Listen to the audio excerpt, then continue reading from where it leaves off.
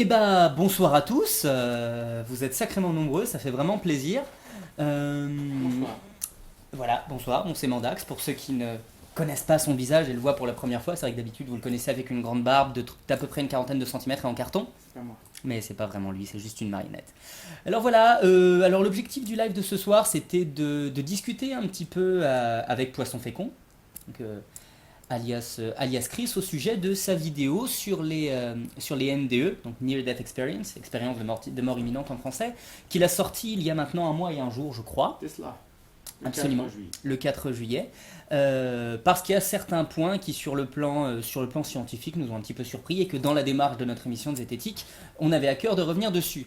Alors, le souci, c'est que nous devions discuter avec lui via Skype Nous avions rendez-vous il y a 3 quarts d'heure. voilà, il est pas là, donc peut-être qu'il a des problèmes avec son ordinateur ou. Donc voilà, je vais profiter du fait d'être là parce qu'après je vais un petit peu abandonner la caméra pour m'occuper du chat et être avec vous, répondre à toutes vos questions. Pendant que Mandax s'occupe de l'animation, à la base de la discussion, mais du coup on va devoir parler de la vidéo comme ça, sans avoir personne en face, c'est dommage. Prévu avec Chris, on s'était mis d'accord. Mm. Une première partie, Oui. c'était de revenir sur sa vidéo Absolument. et d'apporter un regard critique. Donc ça, on peut le faire même sans lui. Exposer pourquoi ça pose des problèmes. Et puis, quand il sera là, on pourra embrayer sur la suite. C'est ça. Et puis, s'il n'est pas là, on le verra quand même sur la suite. Mais voilà, on trouvera des choses à dire. Oui, alors, excellente idée, tiens, envoyez-lui des tweets. Oui. S'il est connecté, ça pourra peut-être le faire réagir. Enfin, on espère qu'il va arriver, quoi. C'était l'objectif de ce soir. Alors, j'en profite pour remercier Anna VDLB, Chachou Panda et Signification, ainsi que Lucky Jackal et Corby qui vont me prêter main forte à la modération et qui vont m'aider aussi à vous répondre dans le chat. Merci à Corby qui nous accueille chez lui. Corby qui nous accueille chez lui, encore une fois. Vous le Et reconnaissez au drapeau Assassin's Creed derrière nous. De la Voilà, j'ai terminé mon introduction de qualité. Je vais donc me ressaisir de mon laptop et vous parler. Merci bien. Tu me fais un peu de place, s'il te plaît, que je sois à l'aise pour parler à nos chers auditeurs. Bien. Donc, on va essayer d'avoir une approche rationnelle, vu que notre chaîne, c'est la chaîne de l'esprit critique et de la rationalité. Donc, on n'est pas là pour juger les personnes. Donc, j'ai préparé des petites notes pour être bien sûr de prendre des bonnes précautions. Je reprends mon introduction. Pour expliquer que, voilà, j'ai discuté avec Poisson Fécond il y a quelques jours sur Skype, donc on était d'accord sur la démarche.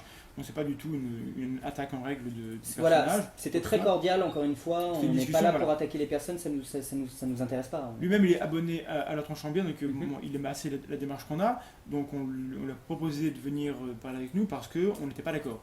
Et c'est bien de pas être d'accord, parce que ça va me permettre de discuter. Donc, l'esprit critique, c'est ce qui nous permet de distinguer ce qui mérite d'être tenu pour vrai de ce qui est purement faux et de ce qui est douteux. Donc c'est primordial, c'est très important. Et c'est ni un caprice, ni une prise de tête, ni du pinéage. C'est extrêmement important dans la vie de tous les jours. Donc, et c'est ce qu'on essaie de mettre en avant dans la chaîne. Donc, notre point de vue, c'est qu'il faut critiquer les idées. Il faut critiquer les idées. Toutes les idées, il faut leur manquer de respect. Il faut les donner dans tous les sens, les maltraiter, les tester et les éliminer. Parce que si on ne fait pas ça avec les idées, on le fait avec les personnes. L'histoire l'a prouvé. Donc, on est là pour respecter les personnes, mais pour critiquer leurs idées dans le respect de chacun, etc. Donc, et dans un premier temps, on va revenir sur l'épisode qui s'appelle 6 trucs sur la vie après la mort, je crois, de Poisson Fécond. Et donc j'ai noté quelques petites choses sur ce qui s'est passé durant l'épisode, sur lesquelles j'ai envie de réagir. Donc j'aurais aimé qu'il soit là pour défendre un peu son point de vue. Du coup, il n'est pas là, donc ça sera un peu à charge, mais je tenterai d'être objectif et constructif. Donc du coup, il commence sa vidéo en disant qu'il y a une objection courante à la vie après la mort, c'est de dire si ça existait, ça se saurait, et que du fait, en fait, ça se sait. Et bien en fait, non, ça se sait pas.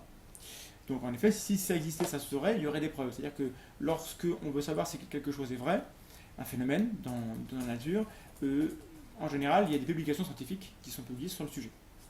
Alors sur les expériences de mort imminente, ce qui va occuper le centre de l'épisode, il y a des publications qui sortent. Il y a des gens qui testent le phénomène, et en effet, il y a un vrai phénomène. Il y a des témoins qui rapportent des choses, et les témoins sont de bonne foi. On ne peut pas mettre en cause la manière dont les gens expliquent ce qu'ils ont ressenti. Donc ça, il n'y a pas de problème. Maintenant, est-ce qu'il y a une réalité derrière le phénomène? Ça, en revanche, il n'y a aucun document, il n'y a aucun papier scientifique qui le dit. Donc non, ça n'est pas avéré. Ça, c'est le point de départ. Ensuite, Poisson Fécond se moque un petit peu de l'argument qui dit personne n'est jamais revenu de la mort, donc du coup c'est dur de pouvoir témoigner vu que personne n'est revenu, vu que la mort en fait c'est définitif. Et je trouve que l'argument se tient. En effet, les personnes qui témoignent d'une expérience de mort imminente sont des personnes qui ne sont pas mortes puisqu'elles témoignent. C'est relativement trivial, c'est un petit peu une palissade, mais je pense que c'est quelque chose qui n'est pas stupide. Et donc, dans l'épisode, Poisson Fécond cite l'étude de Sam Parnia. Donc, si vous vous intéressez, ça s'appelle Awake, A-W-A-K-E. Vous tapez Parnia Awake et vous aurez le compte rendu. Donc, c'est une étude qui s'est étendue de 2008 à 2014. La publication, l'étude date de avril 2014, dans laquelle, donc dans 50 hôpitaux, ils ont testé les expériences de mort imminente. Alors, je vous rappelle le scénario habituel des expériences de mort imminente, sauf que Loki veut me parler. Non, voilà. Alors, globalement, comment ça se passe les témoignages, le témoignage standard à la Moody, qui est l'auteur qui a publié un bouquin en 1975 qui a parlé de ça pour la première fois, c'est que la personne sent d'abord une décorporation, donc c'est une personne qui lors d'un accident, lors d'une opération, sent qu'elle quitte son corps, donc elle s'élève, elle va vers le plafond, elle a une vision totale, c'est-à-dire qu'elle voit dans toutes les directions en même temps, en haut ou en bas, elle entend, elle est témoin de la scène, et bien souvent elle voit son propre corps de l'extérieur. En général, il y a un tunnel, et la personne se déplace dans ce tunnel qui est très lumineux au bout, et à la fin il y a une sorte de fusion avec la lumière. Là, la personne rencontre des proches décédés, parfois des proches non décédés, on pourra en reparler parce que c'est assez amusant. Et puis il y a un sentiment de bien-être, d'amour important, le mot amour revient souvent, et parfois il y a même des témoignages sur tout ce qui est figure mythique, entre guillemets. Les gens croisent Jésus, les gens croisent Dieu, et on rapporte ça. Quelqu'un a envoyé un lien sur les travaux de Parnia. Voilà. Donc ça me On va revenir sur Parnia aussi. voilà, donc justement, avant de parler de Parnia, je parle de ce que c'est que la NDE, ou EMI, donc expérience de mort imminente, EMI, Near Death Experiment, NDE. C'est la même chose, donc je vais utiliser l'un ou l'autre au cours de l'émission. Voilà, donc ce récit classique-là, qui est complet, en réalité, on le retrouve que dans très peu de témoignages. Les témoins vont parler d'un élément ou d'un autre, de ceci ou de cela, mais ils vont rarement raconter l'ensemble du process. Donc déjà, en soi, c'est une réfutation du fait que beaucoup de gens disent que dès qu'on vit une NDE, on raconte tout ça. Non, c'est faux. Les témoins qui racontent ce qu'ils ont vécu racontent souvent des petits morceaux, mais c'est rarement l'ensemble de cette expérience-là. Et donc dans cette expérience-là, j'ai parlé du fait que les gens quittaient leur corps et avaient conscience de ce qui se passait dans la pièce autour de leur corps inanimé.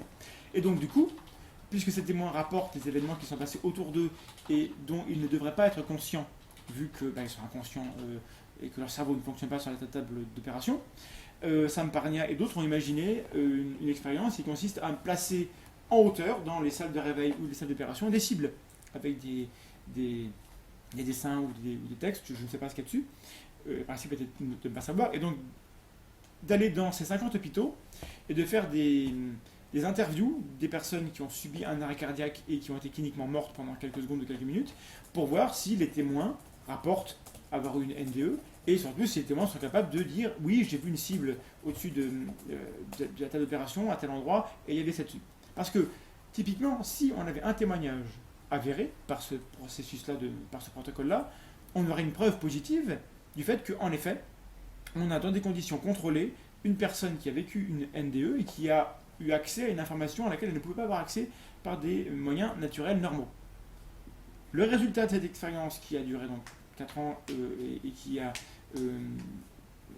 tenu compte de 2060 patients, c'est 152 interviews au cours desquelles on a donc 152 patients qui disent avoir eu une NDE, donc on est loin des 46% qui sont cités dans la vidéo. Je ne sais pas où Chris a pioché ce chiffre de 46%, dont 2 seulement disent avoir eu une NDE avec des messages, des informations visuelles, et dont une seule a pu décrire une scène qui a pu être vérifiée par la suite.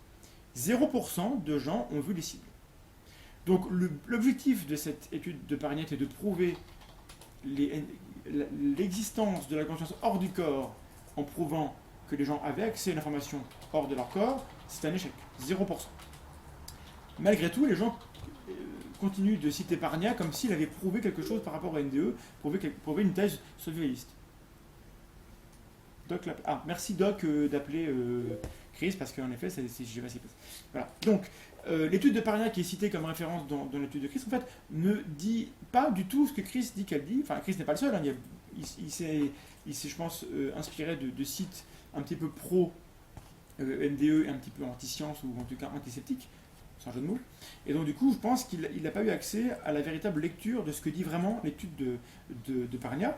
En revanche, l'information intéressante, en tout cas un peu plus rigoureuse que Parnia dit, c'est que parmi les témoins, il prétend avoir été capable de prouver qu'après l'arrêt cardiaque, les gens restent plus ou moins conscients pendant jusqu'à 3 minutes. Et ça, c'est basé sur un témoignage. Il ne répond pas non plus au téléphone. Il ne répond pas au téléphone. Bon, ben alors, c'est quand même pas de chance. On va pas dire que c'est fait exprès, ça serait un procès d'intention, mais on est triste parce que... C'est certainement pas fait exprès. Non, voilà, il n'aurait eu aucune raison de parler. Voilà, il avait l'air totalement... Bien sûr, il est complètement de bonne foi quand on a eu les discussions sur... Donc pour finir sur l'étude de Parnia. Twitter. Voilà, donc c'est une étude, voilà, c'est vraiment un protocole là qui pouvait permettre de confirmer l'existence donc, de la thèse survivaliste. La thèse survivaliste, c'est la thèse qui dit que après la mort, il y a une partie de nous qui survit. Et que cette partie est capable d'interagir avec son environnement, de comprendre ce qui se passe, et que notre personnalité et notre conscience survit. Donc cette thèse-là, elle aurait été confortée si on avait, via ce protocole, prouvé qu'on avait accès à des infos. Tout ce qu'on a prouvé, sur la base d'un témoin sur 2060, donc en fait c'est pas tellement prouvé, mais bon, c'est un témoignage, disons, et on parlera au cours de l'émission de la valeur qu'il faut accorder au témoignage, parce que c'est un problème. C'est juste que les personnes continuent à avoir une sorte de conscience de ce qui se passe autour d'eux après l'arrêt cardiaque. Et c'est pas étonnant. Et c'est pas une découverte parce que ça fait quelque temps qu'on sait que la mort, c'est pas un événement spontané. C'est un processus de mourir en fait. Et que ça prend un temps, il y a un délai entre le moment où le cœur s'arrête et entre le moment où les processus cognitifs du cerveau s'arrêtent.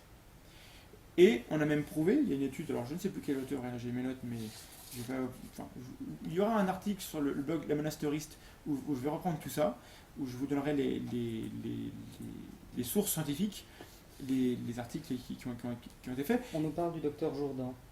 Oui, alors il y a Jean-Michel Jourdan, il y a Jean-Jacques Charbonnier qui sont les deux Français qui soutiennent la thèse survivaliste et qui, l'un l'autre, se tirent des balles ils sont en guerre entre eux. Quand eux seront d'accord sur la cohérence de leur thèse, on pourra en parler, ou avec plaisir, on les invitera pour avoir une discussion un peu solide. Et bon, pour l'instant, je ne vais pas en parler parce que je trouve qu'ils n'ont rien de solide à dire, donc je m'intéresse vraiment à ce qui est publié. Je ne sais plus ce que je disais. Oui, il y a une... Voilà. Après l'arrêt cardiaque, on peut pas dire que l'arrêt cardiaque est égal à la mort. Parce que, justement, la mort, c'est le résultat du processus. Quand vous êtes mort, a priori, Charlemagne n'est pas revenu. Quand on est mort, c'est pour longtemps. Et jusqu'à présent, à part Jésus-Christ dans les annales de l'histoire, on n'a pas de relevé comme quoi il y aurait eu une ressuscitation, c'est pas ça le mot, comment Résurrection. Une résurrection, voilà. Et c'est un témoignage, il n'y a pas de preuve. Et même Jésus n'a pas beaucoup témoigné dans les revues scientifiques. Donc du coup, on est en manque d'informations avérées sur ça. Donc du coup, ce qui s'avère, c'est que on a prouvé, en tout cas chez le rat, et chez l'être humain, c'est plus ou moins en passe de l'être, c'est qu'après l'arrêt cardiaque, environ 30 secondes après l'arrêt cardiaque, il y a un boost dans le cerveau. Il y a une activité phénoménale dans le cerveau on s'attendrait à ce que, puisque le cerveau est en manque d'oxygène, en manque d'énergie, son activité s'arrête. En fait, c'est l'inverse. Il y a un boost et il y a des ondes gamma dans le cerveau qui envahissent tout le cortex. On nous demande de définir la mort. Très bonne question. On définira la mort. Je vais essayer de vous définir la mort juste après. Justement, après l'arrêt cardiaque, on n'est pas encore mort, puisque le corps peut être ramené à la vie, puisqu'on est capable de réanimer les gens. Donc, par définition, ok, Chris arrive. Tant que les gens peuvent être réanimés, ils ne sont pas morts. Et donc, avant d'inviter Chris, je finis ma phrase. Je suis un peu perdu.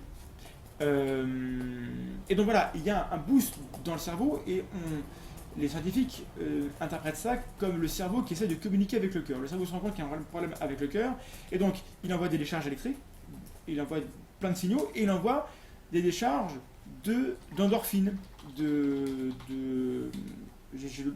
plein de neurotransmetteurs et plein de neurohormones qui font que le cerveau est noyé sous des molécules dont on sait qu'elles sont liées au phénomène d'hallucination, de rêve, etc.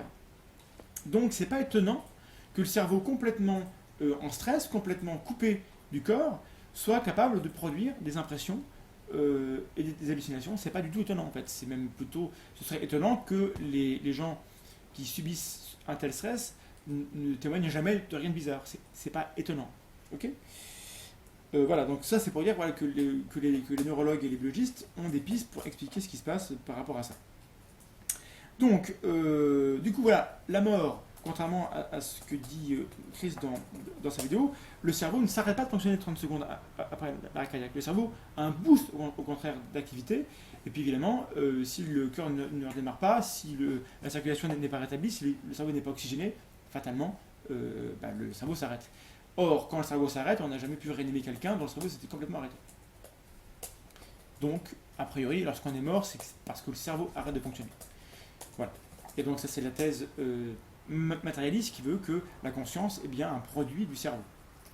Et la thèse survivaliste atteste, elle, de son côté, que le cerveau reçoit la conscience d'autre part. Et ça, on pourra en parler parce que ça pose plein de questions. Et je les ai notées, donc on pourrait y revenir. Est-ce qu'on a des questions par rapport à ce que j'ai raconté jusqu'à présent, ou est-ce que ça va? Non? Bien. Pardon? Donc je continue. C'est un peu difficile de suivre le chat et en même temps. C'est un peu. Bon, c'est les petits soucis techniques. Je suis vraiment désolé. Enfin, eux, ils étaient à l'heure, mais moi, j'ai eu un gros problème avec mon PC et j'ai pu me connecter que maintenant. Donc l'image est réglée. Est-ce que le son fonctionne? Et si oui, c'est super.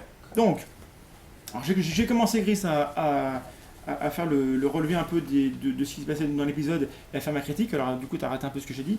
Ouais. Mais j'ai expliqué notamment l'étude de Parnia, dont tu as parlé, et dont tu as dit que ça attestait plus ou moins le fait que il y avait des preuves scientifiques de vie après la mort. En fait. Et que les gens, 30 secondes après que le cœur s'arrête, avaient encore conscience de ce qui se passe. Tu te rappelles d'avoir dit ça? Oui, parfaitement, oui, tout à Voilà. fait. Oui, c'est le premier truc que j'avais cité dans ma vidéo. Voilà. Et donc, je vais parler est-ce que tu peux nous rappeler ce que tu as dit sur ton Parnia, pour qu'on soit sûr que je ne travestis pas ce que tu as dit. Voilà. Et pendant ce Oui, temps-là, bien sûr, je oui. mets en place le visuel.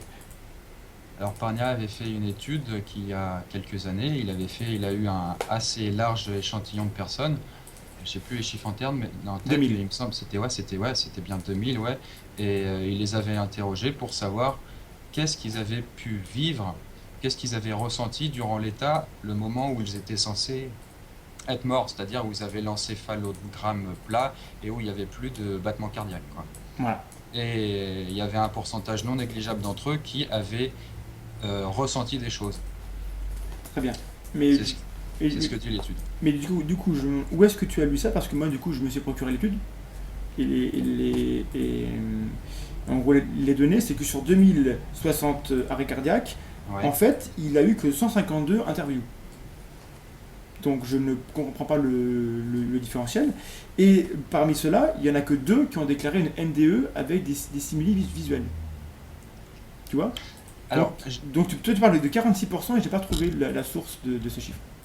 Alors je m'étais fié en fait au site français, notamment au site de presse qui avait relayé l'information. J'étais pas allé voir directement l'étude en elle-même, quoi. D'accord. J'avais pas lu les Oui, c'est ça. détails. J'avais pas lu les détails. Et le truc c'est que moi, pour avoir parcouru un peu le net là-dessus, Ouais. j'ai le sentiment qu'il y a beaucoup de gens qui ont voulu faire dire à l'étude ce qu'elle ne disait pas. Et Ouais, du coup, ça arrive. ça pose problème parce que voilà, ça pose problème de la manière dont toi tu te documentes. Et voilà, enfin moi du coup j'étais un peu sceptique forcément. Et c'est pas le même son de cloche, quoi. Parce que du coup, même Parnia, en fait, j'ai trouvé une interview de lui. Alors il faut que je la retrouve. Où en fait, lui-même finit par conclure. Oui. On n'arrête pas de parler de témoignages, ce serait bien de parler de témoignages assez vite parce que ça devient une idée fixe. Bah, le fait est que pour une NDE, c'est compliqué d'avoir des images de ce que les gens voient quand ils sont morts, donc forcément ça marche par témoignage. On n'a pas d'autre moyen, a priori, en tout cas en première approche, pour vérifier si le phénomène est réel que de parler aux gens qui disent avoir vu des choses, et c'est naturel. Donc d'abord c'est un témoignage. Après, on peut en laboratoire essayer de voir si on peut reproduire ce que les gens vivent, et le fait est qu'on y arrive. Du coup, ça veut dire que est-ce qu'il y a un lien spécifique entre l'expérience qui est vécue et le fait que les gens soient proches de la mort? Le lien n'existe pas, puisqu'on est capable, dans des conditions différentes, de produire les mêmes ressentis. Donc le lien avec la mort, du coup, et le fait que ce soit vraiment une vie après la mort, en soi, il n'est pas avéré, puisque c'est pas spécifique. Ça, t'es d'accord avec ça? Parce que je sais qu'à un moment donné, notamment, tu expliques que la NDE, c'est une expérience qui change la vie des gens, beaucoup plus que les expériences de même type qui sont produites par des drogues. Ça, c'est un truc Oui, c'est ce qui avait été relayé dans pas mal de cas où les gens ils disaient que après avoir vécu ces NDE, ces expériences un peu folles de quelques minutes, si on devait les chronométrer, ça avait radicalement changé leur façon d'être. Après, c'est pas pour tous, hein, mais il y en avait quand même un certain nombre. Voilà, mais du coup ça, et tu dis que ça ne se produit pas lorsqu'on prend de la kétamine ou lorsqu'il y a d'autres stimuli, mais à ça moi j'ai une réponse, c'est que c'est des gens qui ont frôlé la mort. Donc avec ou sans NDE, le fait de frôler la mort, forcément ça amplifie la prise de conscience des choses, la remise en question. Alors c'est différent, puisque si la personne frôle la mort mais elle vit pas de NDE, c'est-à-dire qu'elle a aucun souvenir d'un éventuel moment où elle était ailleurs, elle va se relever, enfin voilà, elle va revenir, elle va refaire ses petites activités, elle va faire putain, c'est vrai que j'ai échappé à la mort, c'était assez impressionnant, mais c'est pas les mêmes effets psychologiques qu'elle ressent que si elle avait vécu une NDE. Mais du coup, la combinaison NDE et toute expérience visuelle, affective, sensorielle qui était dans, plus frôler la mort, forcément ça a un impact beaucoup plus fort que lorsque tu as une expérience de même type mais que tu n'as pas frôlé la mort. Oui, bien sûr, évidemment. Oui. Donc c'est pas forcément la NDE en elle-même qui serait d'une nature différente, c'est la combinaison de la NDE et de la situation, donc c'est ce qu'on appelle un effet contextuel. J'invite ceux qui n'ont pas vu notre partie sur l'effet placebo à s'enseigner sur l'effet contextuel, c'est super important. Voilà, donc du coup, l'étude de Parnia sur laquelle l'essentiel de l'épisode est quand même appuyé. Donc Parnia lui-même, lors d'une interview, je n'ai pas trouvé, mais j'ai la phrase en tête, il dit que dans l'état actuel des connaissances, même après avoir publié son étude en 2014, dans laquelle on a 0% de gens qui ont vu les cibles qui étaient placées en hauteur dans les salles de réveil et les salles d'opération, il dit que de l'état actuel des connaissances, l'explication la plus simple pour expliquer la cause des NDE, c'est une explication qui passe par une hallucination. Sam Parnia l'a dit lui-même. Du coup, ça ne veut pas dire que derrière, et c'est pour ça que c'est intéressant, l'expérience de Sam Parnia, s'il avait été couronné de succès, elle aurait prouvé qu'en effet, il y avait une conscience qui pouvait se sortir du corps, mais l'échec de Sam Parnia ne prouve pas que ça n'existe pas. Après oui, comme tu dis, effectivement, par rapport aux cibles qu'ils avaient placées dans l'hôpital pour être sûr, avoir une preuve, voilà. On va dire incontestable que c'était pas des hallucinations, effectivement, c'était un peu ventre mou, hein, ça n'a pas vraiment fonctionné. En même temps, on peut supposer que les gens, quand ils vivent une NDE, ils n'ont pas forcément en tête l'idée d'aller choper une cible. C'est vrai. Mais il peut y avoir des témoignages autres qui peuvent attester du fait qu'ils ont vécu quelque chose de fantastique et qui peuvent et justement, donc le problème transcrire. Donc ça c'est donc on vient au cœur du sujet, c'est quoi là? C'est le problème du témoignage. Quelle est la valeur qu'on peut donner à un témoignage, sachant que j'ai fait mes devoirs, j'ai regardé un petit peu. Il n'y a aucun cas, il y a 0 cas dans lequel on a à la fois un témoignage sur un événement non trivial, parce que dire j'étais dans la salle d'opération, à un moment donné le médecin a demandé le bistouri, bon ben, on n'a pas besoin d'être conscient de ce qui s'est passé pour imaginer que ça s'est passé comme ça. Et en effet, donc on n'a aucun témoignage non trivial, donc avec une vraie information, qui serait vérifié par une tierce personne sur le fait que oui, en effet, il s'est passé ça dans la salle d'opération et c'était inhabituel, et dont on pourrait assurer que la personne n'a pas pu en avoir connaissance autrement que par son expérience à elle hors du corps. Il y en a 0 en fait. Bah après, ça c'est ce que tu affirmes, mais en tout cas, dans les sources que j'avais vues, il y en avait quand même une assez grande quantité qui disaient le contraire. Après, évidemment, croire ou pas croire au témoignage, voir la qualité du témoignage, tout ça c'est encore différent, mais le cas de personnes qui disent j'ai vécu une NDE, j'ai pu me balader dans l'hôpital, j'ai pu retranscrire telle discussion qu'avaient eu des médecins ou des infirmières ailleurs, et... Ben ça justement, le problème c'est que ça n'est pas prouvé. Et ça, ce sont des gens qui affirment avoir vécu ça, et il y a des cas célèbres donc, de NDE sur lesquels des gens ont enquêté après, et notamment des bouquins qui ont été lus. Il y a des centaines, des dizaines de millions de bouquins qui sont vendus depuis 40 ans, depuis 1975 sur le sujet, Donc il y a un gros marché, il y a beaucoup d'argent. Les gens qui aiment bien douter de la parole des gens par rapport à l'argent, je les invite à avoir ça à l'esprit. Il y a beaucoup d'argent dans une certaine littérature pour vendre ces bouquins-là. Et c'est des enquêtes, lorsqu'on va fouiller un petit peu, lorsqu'on retourne dans l'hôpital, j'invite les gens à aller se renseigner sur le cas de la chaussure de Maria, qui est un bouquin de Kim Barley Clark. Lorsque les gens vont à l'hôpital pour voir ce que les gens se rappellent sur ce cas qui est censé avoir défrayé la chronique, dans l'hôpital, personne ne se rappelle. Et les chefs de service ne se rappellent pas du tout. Enfin, ils se rappellent bien que cette dame soit passée, donc c'est vrai, la dame est passée dans l'hôpital à la date où c'est dit. Mais le fait qu'elle ait eu un témoignage qui a impressionné tout le monde par le fait que ce soit vrai, visiblement personne ne s'en rappelle. Et c'est embêtant parce qu'il suffirait que les gens s'en rappellent pour qu'on dise oui, en effet, c'est un témoignage qui a de la valeur. Dès l'instant où les gens ne s'en rappellent pas, on peut douter que le témoignage soit valide parce que la personne qui a écrit le bouquin, elle-même, elle a fait une NDE, elle-même, elle prétend être impliquée dans des luttes de forces occultes du bien contre le mal, tu vois un peu le genre de personnage. Oui. Du coup, je ne veux pas douter du témoignage initial, mais la manière dont c'est raconté, il faudrait qu'on ait plus de preuves que ça. Parce que c'est embêtant. Voilà. Donc, moi, encore une fois, on n'est pas là pour dire qu'il n'y a pas de vie après la mort. C'est pas l'objet Nous, on n'affirme rien sur ce qui se passe, on ne sait pas. Par contre, on est capable de dire il y a des choses dont il est raisonnable de dire qu'elles sont vraies, d'autres dont on sait qu'elles sont fausses. Entre les deux, il y a des choses, très bien, mais ne dites pas qu'elles sont vraies si vous n'êtes pas capable de prouver qu'elles sont vraies. Après, est-ce que tu as, au début, quand j'étais pas là, est-ce que tu as parlé un peu de la vidéo ou pas? J'ai repris un peu les éléments. Donc, en gros, j'ai parlé beaucoup de Parnia. J'ai parlé d'une étude. Donc, tu as dit que le cerveau, après 30 secondes, arrêtait de fonctionner. Et ça, c'est une grosse erreur parce que justement, typiquement, il y a des études qui sont sorties il y a quelques temps qui montrent que, justement, à peu près 30 secondes après que le cœur s'arrête, le cerveau a un boost. Il y a une sorte de panique avant du cerveau parce que c'est comme si le cerveau perdait le contact avec le cœur. Et le cerveau envoie plein de signaux. Et donc, il y a notamment des ondes gamma. Qui sont des ondes qui vont dans tout le cortex et qui sont propices, en fait c'est les mêmes ondes que lorsqu'on rêve. Donc déjà c'est intéressant. Bon ça c'est chez le rat. Il y a moins de preuves chez l'homme, mais chez le rat en tout cas c'est clair. Et donc du coup le cerveau est dans un état d'hyper-excitabilité qui fait que les hallucinations peuvent se produire. Et du coup, il n'est pas du tout mort. Et on sait que lorsqu'on a des rêves ou des hallucinations, la perception du temps est totalement biaisée. On peut rêver en quelques secondes de choses qui ont l'air de durer des heures. Oui, complètement. Oui, voilà. Oui. Après, j'ai pas eu connaissance de ces informations-là, et c'est aussi le fait de bien rechercher ses sources. Voilà. J'en avais lu beaucoup, enfin j'en avais vu plusieurs qui allaient dans le sens du fait que le cerveau, au bout de 30 secondes, s'il avait plus de sang, c'était caput. Après, Mais justement, ce qui est marrant, c'est que l'étude de Parnia prouve le contraire. Ouais.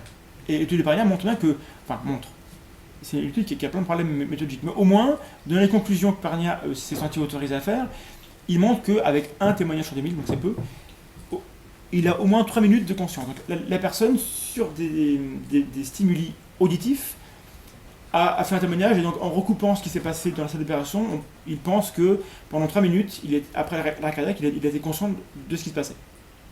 Et ça montre bien, voilà, ce que je te disais, le truc que je disais pendant que tu n'étais pas là, c'est que mourir, c'est pas un phénomène qui est instantané, c'est pas binaire, boum boum, c'est un processus.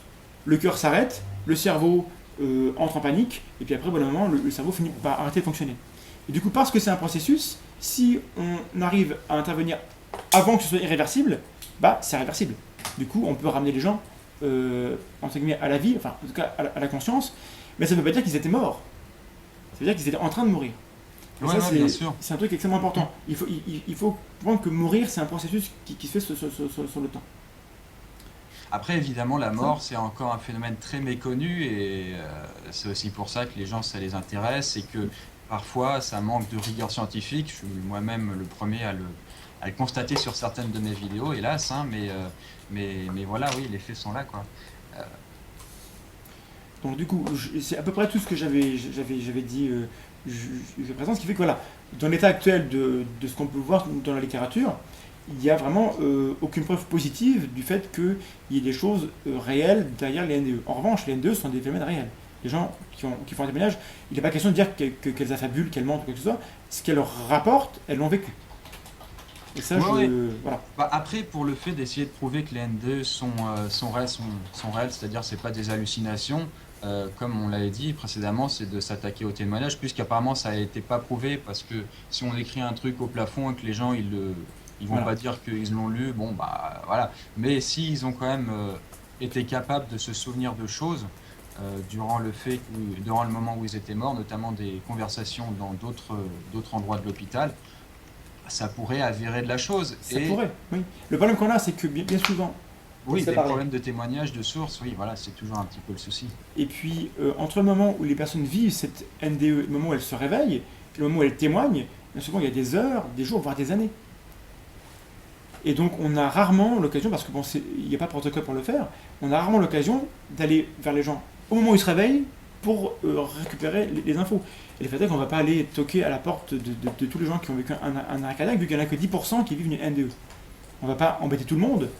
Tu vois, donc en termes de protocole, c'est compliqué. Hmm. Mais ce que tu dis sur le fait que des gens ont des témoignages, ils auraient perçu des événements distants, à l'heure actuelle, on n'a pas de preuves. On a des témoignages. Et justement, par rapport aux témoignages, je ne sais pas si tu connais le cas de Alex Malarkey. Non, du tout. Donc Alex Malarkey, c'est un enfant qui a eu un accident de voiture en 2004 quand il avait 6 ans. Donc il a passé 2 mois dans le coma. Donc un état extrêmement grave. Et quand il sort du coma, il dit qu'il a eu une expérience un peu bizarre. Donc il a vu des anges, il était au paradis, il a tout, il a vu le tunnel, etc. Et il a même discuté avec Jésus. Donc son père en fait un bouquin quelques Il y a années la plus tard. totale. Ah mais c'est voilà, donc, et du coup, plus de 8 millions d'exemplaires vendus. Son père a fait un bouquin là-dessus, et donc c'est un témoignage qui fait référence, parce que vraiment, on a toute la galaxie de ce qui est connu ou de ce qui est reporté comme étant le témoignage standard, tout est là. En 2015, ses parents divorcent, il y a des bisbis dans la famille, il y a des affaires de gros sous, et finalement le jeune qui maintenant a 15 ans à peu près, finit par témoigner en disant que tout est faux. Et que lui, enfin tout est faux, en tout cas lui il avait fait un témoignage et que du coup ça avait été un peu amplifié, que lui, comme on s'intéressait à lui, le gamin est paralysé. On peut lui pardonner le fait qu'il ait eu envie, voilà, que les gens s'intéressent à lui, de faire des choses, il n'est pas question de le juger, mais ça montre bien qu'autour de lui il y avait beaucoup de gens qui voulaient croire ce qu'il disait était vrai. Il y a beaucoup de gens qui voulaient tellement croire ce qu'il disait qu'ils l'ont cru, qu'ils ont acheté le bouquin. Bien Et sûr, que ouais, du coup, après, le problème c'est que si lui avait continué à dire que ce qu'il dit était vrai, on aurait 8 millions de gens qui l'ont acheté qui pensaient que c'est vrai. ah oui, après c'est le cas dans ici, c'est le cas dans pas mal d'autres trucs, Bien sûr. enfin pas mal d'autres domaines qui sont un peu sensibles, notamment des pseudosciences comme l'astrologie, tout ça, mais après je sais, mais je me souviens aussi, pour faire le parallèle avec autre chose, c'est par rapport au crop circle, ces espèces de cercles étranges, des figures géométriques dans les champs. Il y a Les beaucoup de agroglyphes. plaisantins, ouais c'est ça, il y a beaucoup de plaisantins qui se sont amusés à les faire eux-mêmes. Et après, ils avaient dit oui, c'est les extraterrestres. Ensuite, ils disent bon, finalement, nous, on l'a fait tout simplement avec une faux, tout ça. On avait fait ça en enfin 1 heure ou 2. C'est pas avec une fausse, c'est avec une corde Oui, avec et- une corde, exactement, ouais. Mais après, ça ne retire en rien le fait que le phénomène est intéressant et que certaines figures, ces crop circles, ces agroglyphes dans les champs, ont été faits apparemment avec des moyens qu'on n'arrive pas à expliquer aujourd'hui. Non, ça c'est totalement faux. On a discuté lors d'un live avec Patrice Seret qui s'intéresse à ça. Non, il y a rien de. Il n'y a rien de très compliqué dans le crop circle. Je dis pas qu'il faut pas s'entraîner, je dis pas que moi je saurais le faire. Mais il n'y a rien de surnaturel, il n'y a rien d'inexplicable dans la manière dont on s'est fait, c'est que des maths. Hein. C'est avec une corde Ah oui, bien sûr, et ouais. plus qu'il faut. Des planches. Non, et ce qui est marrant, c'est que dedans, ils se sont amusés à coder des lettres en IC, enfin je sais pas, En binaire. info, voilà. Et ça, typiquement, ça peut pas être les extraterrestres. Quel serait leur intérêt? Enfin voilà. Enfin, il y a en plus derrière le fait que même si on ne pouvait pas expliquer comment sont faits les agroglyphes, quel est le concept derrière pour dire on a des extraterrestres qui ne trouvent rien, ou des entités qui ne trouvent rien de mieux pour s'exprimer vers l'être humain que de faire des dessins dans les champs. Tu vois le truc. Après, En oui, soi, non, mais déjà en soi c'est détonnant. alors, par rapport à ça, il n'y a aucune preuve. Généralement, quand on me dit ça, je me méfie. Parce qu'en tout cas, moi, j'avais lu des sources Dans le lot, la grande majorité, c'est du blabla, enfin, c'est des plaisantins qui font ça, mais il y avait certaines façons de faire ces crop circles. Ensuite, on revient au vie sur la vie après la mort, parce qu'on s'en fout un peu de ça. Mais la façon dont sont pliés les épis de maïs, ils sont pas pliés de manière orthodoxe, enfin, comme avec une corde, mais à partir du nœud, ce qui fait qu'en fait, ils expliquaient que c'était pas possible de réaliser avec Bon, en les fait, moyens qu'on a actuellement. ouais, non, enfin, ça ça a été refait. Et surtout, en fait, les gens qui font ça sont pas des idiots, hein. Ils sont intelligents. Alors, une question, je te laisse juste quand tu finis. Et le fait est que les crop circles n'apparaissent pas n'importe quand. Ça apparaît exactement au moment où les cultures sont au bon stade pour être pliées correctement.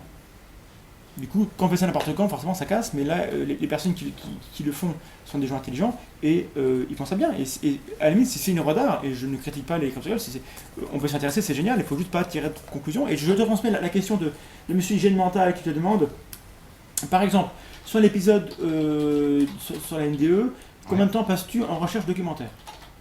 Alors pour la recherche documentaire sur la MDE, j'ai passé à peu près une dizaine d'heures, entre 5 et 10 heures je crois. D'accord.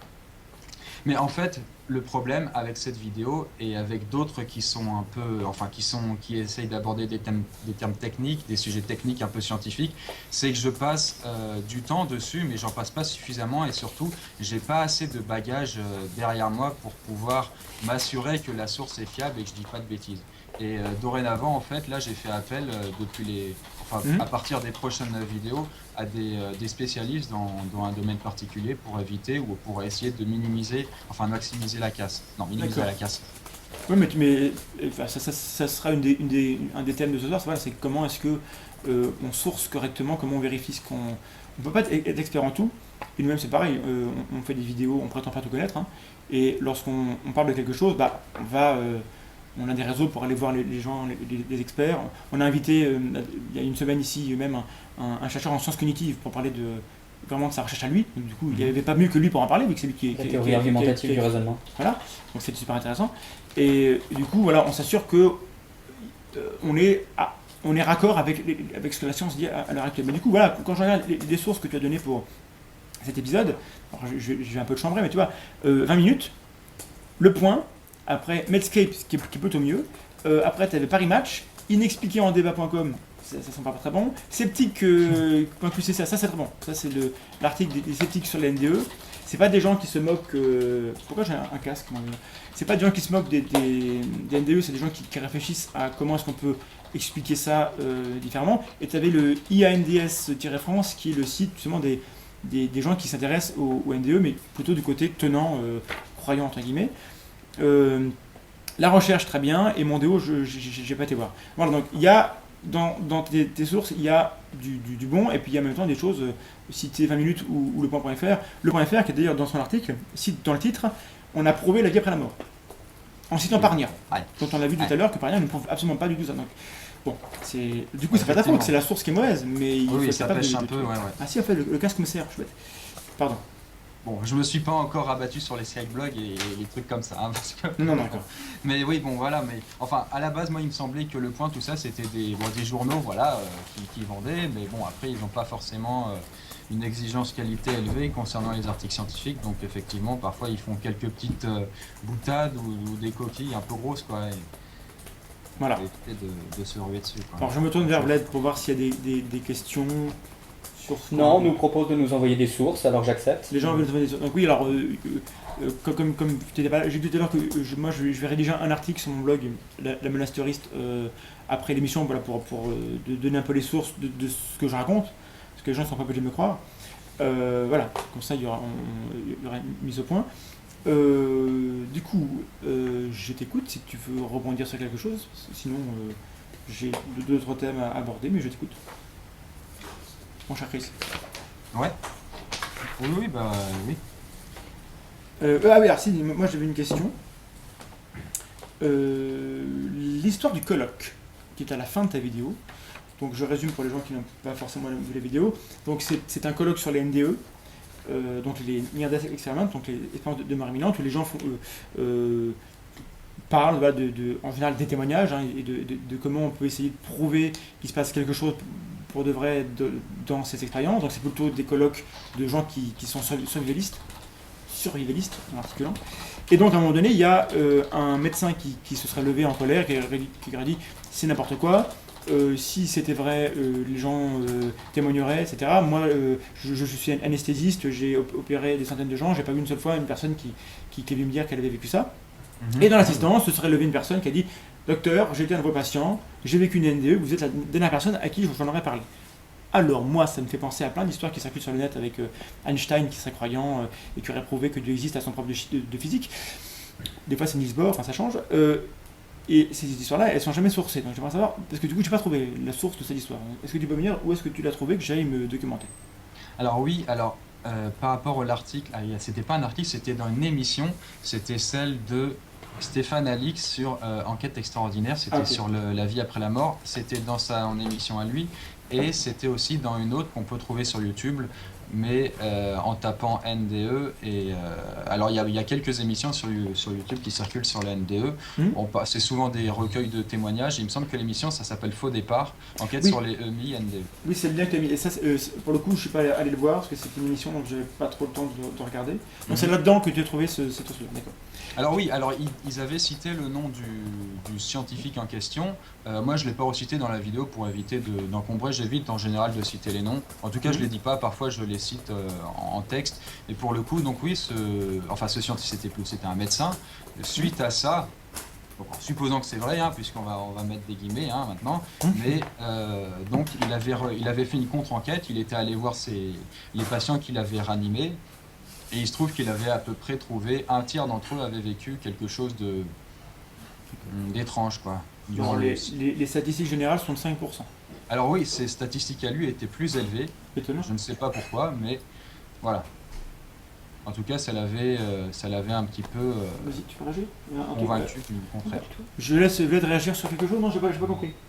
Parce que il Ah non, pas du tout, je te montre que... Il me rend compte de ce qui passe un peu sur le chat pour que on soit totalement... C'est très dur d'avoir cette discussion et de s'intéresser à ce que dit l'autre et en même temps de lire un peu ce qui passe sur le chat. C'est pour ça qu'on le fait, qu'on essaie... Voilà, on le fait donc. Mais Vlad, si tu veux faire revenir des choses intéressantes ou des... Est-ce qu'il y a un thème qui ressort et Surtout les sources livriques qui existent. Oui. Et je suis donc en train d'essayer d'expliquer qu'un livre, tout le monde peut en faire éditer un. Oui. Ça n'a pas de véritable valeur, un livre.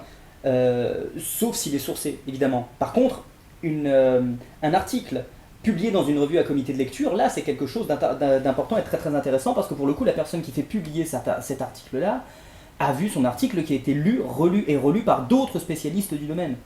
Ouais, Ce qui n'est pas le cas dans les livres. Voilà. Ouais.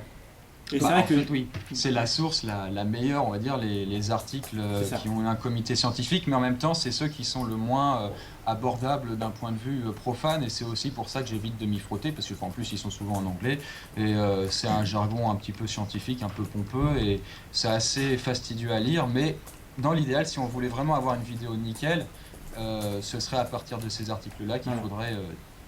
nous, on travaille à partir de ça. Alors, oui, bien sûr, oui. Pompeux, je suis pas d'accord, c'est précis. Technique, pompeux, non. Mais après, il y a des articles qui sont mal écrits, je te l'accorde.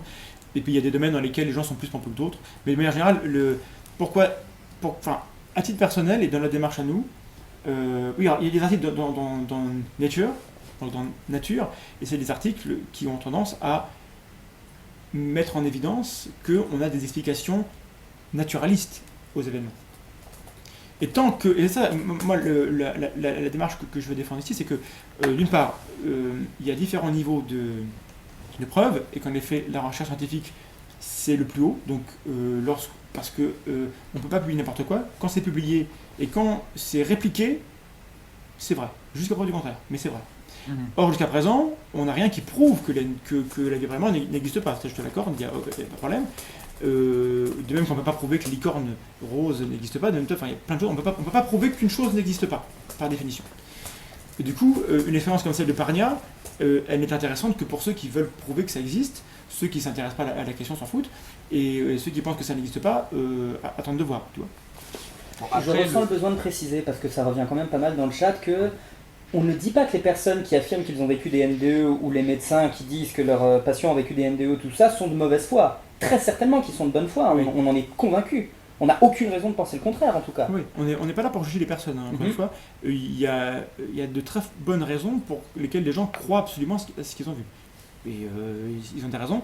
Maintenant, il faut trouver lesquelles. Soit c'est parce que le phénomène est réel, et donc il faut chercher à prouver que le phénomène est réel, c'est ce que Parnier a fait, ça n'a pas marché. Soit on cherche dans le paradigme actuel où on comprend bien les choses, expliquer via les neurotransmetteurs, via la neurobiologie des choses, et là on a des pistes, notamment le tunnel. Comment est-ce qu'on peut expliquer que les gens voient un tunnel? Alors, c'est pas totalement sourcé, c'est pas totalement sûr, donc il faudra attendre que ça se prouve. Mais la thèse, c'est que le lobe occipital, qui est celui, donc derrière le crâne qui reçoit les informations visuelles, lorsque le cerveau arrête est moins oxygéné, les neurones arrêtent de marcher. Et du coup, ils sont désinhibés. Ce qui fait qu'à un moment donné, c'est comme si ils recevaient totalement... les cerveaux, les neurones, je recommence. Les neurones réagissent comme s'ils recevaient un signal lumineux, parce qu'ils sont désinhibés, parce qu'ils n'ont pas assez d'énergie. Or, on a beaucoup plus de cellules nerveuses au centre de l'œil que sur le bord. Donc on a l'impression d'avoir beaucoup plus de lumière au milieu. Ça ressemble à un tunnel. Et comme ça a tendance à s'étendre au fur et à mesure que le cerveau ralentit, on a l'impression d'avancer dans le tunnel et de se rapprocher de la lumière. Donc ça, c'est une hypothèse, elle n'est pas prouvée, mais c'est raccord avec ce qu'on sait de comment fonctionne le cerveau. Oui, ça peut être expliqué biologiquement, oui. Voilà. Oui, il y a pas mal de choses dans les NDE qui peuvent être expliquées d'un point de vue bassement matériel, mais il y a d'autres choses qui restent encore troubles, et c'est ce qui pousse au fait que c'est quand même assez curieux. Là, tu citais juste avant, oui, alors on n'a pas prouvé que les licornes roses n'existent pas, en même temps, on n'en a jamais vu. Alors, il me semble qu'il n'y a pas vraiment beaucoup de cas recensés pour des licornes roses, tandis que les NDE, il y en a beaucoup. On n'a jamais vu personne revenir de la mort. Les gens étaient en train de mourir. C'est ça la différence. On a une question. À titre personnel et au vu de vos recherches sur le sujet, croyez-vous en une vie après la mort? Et en moins de 30 secondes. Donc, un poisson fécond et Mandax. Donc, toi et moi. Voilà.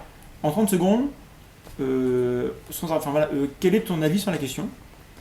Et c'est quoi donc voilà. Par rapport à ton parcours, à tes recherches, est-ce que tu crois à une vie après la mort? C'est la question. Alors moi, pour répondre en 30 secondes, alors c'est parti. Disons que d'un point de vue, moi j'ai toujours été intéressé par les sciences, tout ça, mais j'ai toujours eu un côté très imaginatif et j'ai essayé de lier les deux, ce qui fait que je suis assez, je suis assez ouvert d'esprit et concernant la vie après la mort, je suis quand même en faveur du phénomène, c'est-à-dire j'y crois entre guillemets, même si j'essaye de m'appuyer sur des sources pour dire que c'est pas des bêtises, et en recoupant avec d'autres phénomènes, notamment avec les fantômes ou alors les gens qui font des voyages astraux, c'est encore un autre phénomène, ça peut recouper le fait que la vie après la mort, en tout cas les NDE, le fait de sortir de son corps, ça peut être vrai et ça pourrait donner un sens à d'autres phénomènes qui sont encore à l'étude scientifiquement et qui ne sont pas prouvés. D'accord. Pour répondre, oui, on va dire. En bon sceptique que je suis, je n'ai pas d'avis définitif. Je pense que les éléments de preuve qu'on a à disposition ne plaident pas en faveur de la vraisemblance du phénomène. Je pense qu'on a beaucoup plus de voies d'explication, un faisceau de preuves qui indique que le cerveau fonctionne de manière qu'on ne sait pas encore complètement. Mais je vais proposer une petite expérience au public dans 2 minutes. Justement, il y a plein de manières dont on comprend comment le cerveau fonctionne qui nous indiquent que la manière dont le cerveau fonctionne permet d'expliquer pourquoi les gens perçoivent ce qu'ils voient dans les deux. Donc, je suis pour mon jugement, mais pour l'instant, je penche pour, en appliquant le hasard d'Occam, je penche pour une explication naturaliste qui me paraît la plus simple et la plus vraisemblable pour Oui, voilà, donc moi c'était ma réponse. Est-ce que tu veux réagir à ça? Parce que j'ai lu une question que Vlad me tend. Moi, si je veux réagir à ça, écoute, c'est le point de vue le plus sensé à avoir, je pense. C'est simplement, c'est sceptique, il n'y a pas suffisamment de preuves, je suis d'accord avec toi. Mais je suis un peu moins exigeant quant aux sources que toi, ce qui fait que je serais un peu plus amené à croire à la chose, quoi. Okay. Que ce soit ça ou pour d'autres sources, quoi. Mais ça c'est intéressant, quel est le niveau d'exigence qu'on a par rapport aux sources? Parce que moi j'ai aucun problème avec les gens qui croient, ils peuvent croire en des choses totalement ahurissantes, étonnantes, dès l'instant que c'est des gens qui croient et qui gardent ça pour eux. Je dis pas qu'il faut mais dès l'instant que les gens viennent sur la place publique en disant c'est pas ce que tu fais, parce que là en l'occurrence on t'a posé la question, donc tu réponds. Mais les gens qui viennent en disant voilà, moi je crois ça, etc. machin, dans ce cas-là, s'ils veulent partager ce qu'ils croient, et ben ils doivent supporter qu'on critique ce qu'ils disent, puisque c'est une parole publique, et auquel cas ils doivent s'attendre à ce qu'on leur réclame un niveau de preuve. Et si on prétend croire X, moi très bien, si tu dis que tu crois X, si tu m'expliques les raisons pour lesquelles tu crois X, je respecte ton avis, mais si tu ne m'expliques pas, je n'ai pas raison de respecter ton avis. C'est que je disais, on a trop.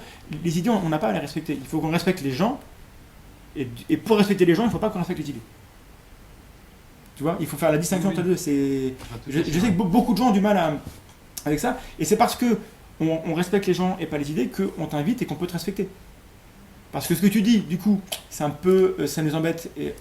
C'est ce que je dis est mal formulé, mais tu vois, c'est pas parce qu'on est en désaccord avec ce que tu dis, la manière dont tu le dis, que pour autant on va dire que tu es stupide, ou parce qu'il y a beaucoup de gens qui ont l'impression qu'on est là pour juger les gens. On n'est pas là pour juger les gens. On est là pour discuter. Est-ce que tu as raison de dire ce que tu dis comme tu le dis? Et pourquoi est-ce qu'on devra accorder du crédit à ce que tu dis, ou au contraire, est-ce qu'on devrait douter de ce que tu dis, toi ou d'autres, hein? Et dans la mesure où tu as beaucoup de gens qui te suivent, et tu en prends la responsabilité, vu que tu as dit que maintenant tu allais aller vers les gens pour vérifier un peu les choses, c'est une bonne démarche. Voilà, tu en prends la mesure, c'est bien. Et si tu le fais, c'est parce que tu t'es rendu compte qu'il fallait faire attention à ça. Bled. Ouais, tout à fait. Après, j'essaye. Non, il y a eu une remarque. Une remarque sur le chat, qui dit quoi? Voilà, qu'il n'y a pas de preuve de vie après la mort. L'EMI est à contrario accepté par la communauté scientifique. Oui, mais encore une fois, ce n'est pas parce que l'EMI est accepté par la communauté scientifique qu'il y a un rapport avec la mort. C'est ce qu'il dit. Hein. Le phénomène est connu. Voilà, mais j'insiste pour les gens du chat. Le phénomène est connu, on sait que ça existe, mais encore une fois, ça peut être le cerveau peut raconter des conneries dans tous les sens. Ça ne veut pas dire que... Quand les gens prennent du LSD, ils ont des hallucinations. Voilà. Quand on rêve, on voit des choses. Il y a des gens, notamment dans le New Age, qui sont convaincus que lorsque vous rêvez, vous avez accès à une réalité connexe. Les annales akashiques, c'est cool. Voilà, soit ils ont raison d'y croire s'ils veulent y croire. Maintenant, s'ils veulent défendre cette idée-là, on est en mesure de leur montrer que c'est pas vrai. Après, si je peux ajouter une petite pierre à l'édifice, c'est aussi que mes vidéos, elles ont parfois, alors pour la vie après la mort, c'était une vidéo sensibilisation essentiellement, et j'ai essayé d'apporter quelques preuves ou quelques éléments en ma faveur, en essayant aussi de mettre un petit peu du contre au fait de dire que c'est peut-être des hallucinations, on ne sait pas encore. J'ai pas terminé la vidéo d'une façon tranchée, ça existe, point final, même si on supposait quand même, on pouvait deviner que j'étais en faveur des NDE. Je laisse quand même les soins aux gens d'y croire ou pas, et puis de toute façon en commentaire ils ne sont pas privés de dire c'est des conneries ou pas. Oui, bien sûr. Mais voilà aussi le fait de sensibiliser, c'est qu'en fait les NDE, effectivement, c'est pas encore prouvé, c'est pas prouvé catégoriquement que ça existe. Enfin, si les NDE existent, mais la vie après la mort, c'est pas prouvé. Mais le fait de sensibiliser les gens, ça va aussi les intéresser sur le phénomène, et peut-être que ça va les pousser à faire des études qui vont essayer de faire avancer la chose. C'est un petit peu, pour prendre le parallèle, c'est avec le sujet des ovnis. Les ovnis, il y a 20, 30, 40 ans, c'était vraiment le sujet qu'il fallait pas aborder du tout par les scientifiques. Et là, de plus en plus, c'est un sujet, un thème qui est moins vu comme honteux, quoi. Même si, Donc sensibiliser les gens, que ce soit sur les ovnis aussi, je compterais le faire, et j'ai des choses intéressantes à dire dessus. Donc donner envie aux gens d'en savoir un peu plus, et pas juste dire c'est des conneries ou j'y crois. Et voilà, c'est un peu ambigu. Mais bon, malgré tout, parce qu'on est là, nous on est quand même un peu, c'est un peu notre créneau. Malgré tout, dans ta chaîne, il y avait très peu de place donnée à la science. C'est-à-dire que tu parles par exemple du phénomène où les gens sont capables de traverser les murs et de voir ce qui passe à côté, et tu finis par les scientifiques, ça fait expliquer ça. Avec une petite image drôle d'un scientifique qui a l'air idiot, etc. Et cette caricature de la science, elle m'a fait mal dans mon petit cœur. Parce qu'en fait, comme je viens de te dire, les scientifiques peuvent, d'une part, c'est un témoignage duquel on peut douter parce qu'il n'est pas prouvé, mais malgré tout, le sentiment que les gens ont de se décorporer, etc., on l'explique, plus ou moins, on est capable, on a des pistes. Donc on n'est pas totalement désarmé par rapport au phénomène. Juste par rapport à tes vidéos, tu donnais l'impression que vraiment les scientifiques ils étaient complètement à la ramasse par rapport à ça. Et juste ça, c'était pas vrai. Donc voilà, ça m'a fait mal à mon petit cœur, je voulais que tu le saches, Chris. Voilà. D'accord, je suis désolé, attends, je vais prendre un petit pansement, mais après c'est vrai que ce soit là ou dans d'autres vidéos, parfois je caricature, et c'est pas la première fois où je caricature, parfois j'essaye de prendre un petit peu le mec, et bon bah il en prend un peu plus dans la tête que les autres. Je l'avais fait sur les religions, je l'avais fait sur pas mal de trucs, sur les jeux vidéo, enfin il y a plein de thèmes où Bien sûr. je Non, mais- pogne un petit peu. Mais déjà, tu parlais des scientifiques en général, et du coup, notre rôle à nous par rapport à notre chaîne, à la ligne éditoriale, c'est quand même voilà, de rappeler que les scientifiques ne savent pas tout, mais malgré tout, ça reste la meilleure source d'information. Oui, c'est la plus Sur fiable, tous les on va sujets, dire. en plus, voilà, parce qu'il n'y a aucun sujet qui échappe à l'examen rationnel, scientifique des choses. Mais du coup, si ça ne te dérange pas, j'aimerais proposer au public une petite expérience de pensée, si j'arrive à faire fonctionner mon logiciel, pour montrer un petit peu pourquoi c'est pas étonnant que les gens témoignent de manière dont ils témoignent. Alors c'est un truc que les sceptiques connaissent déjà.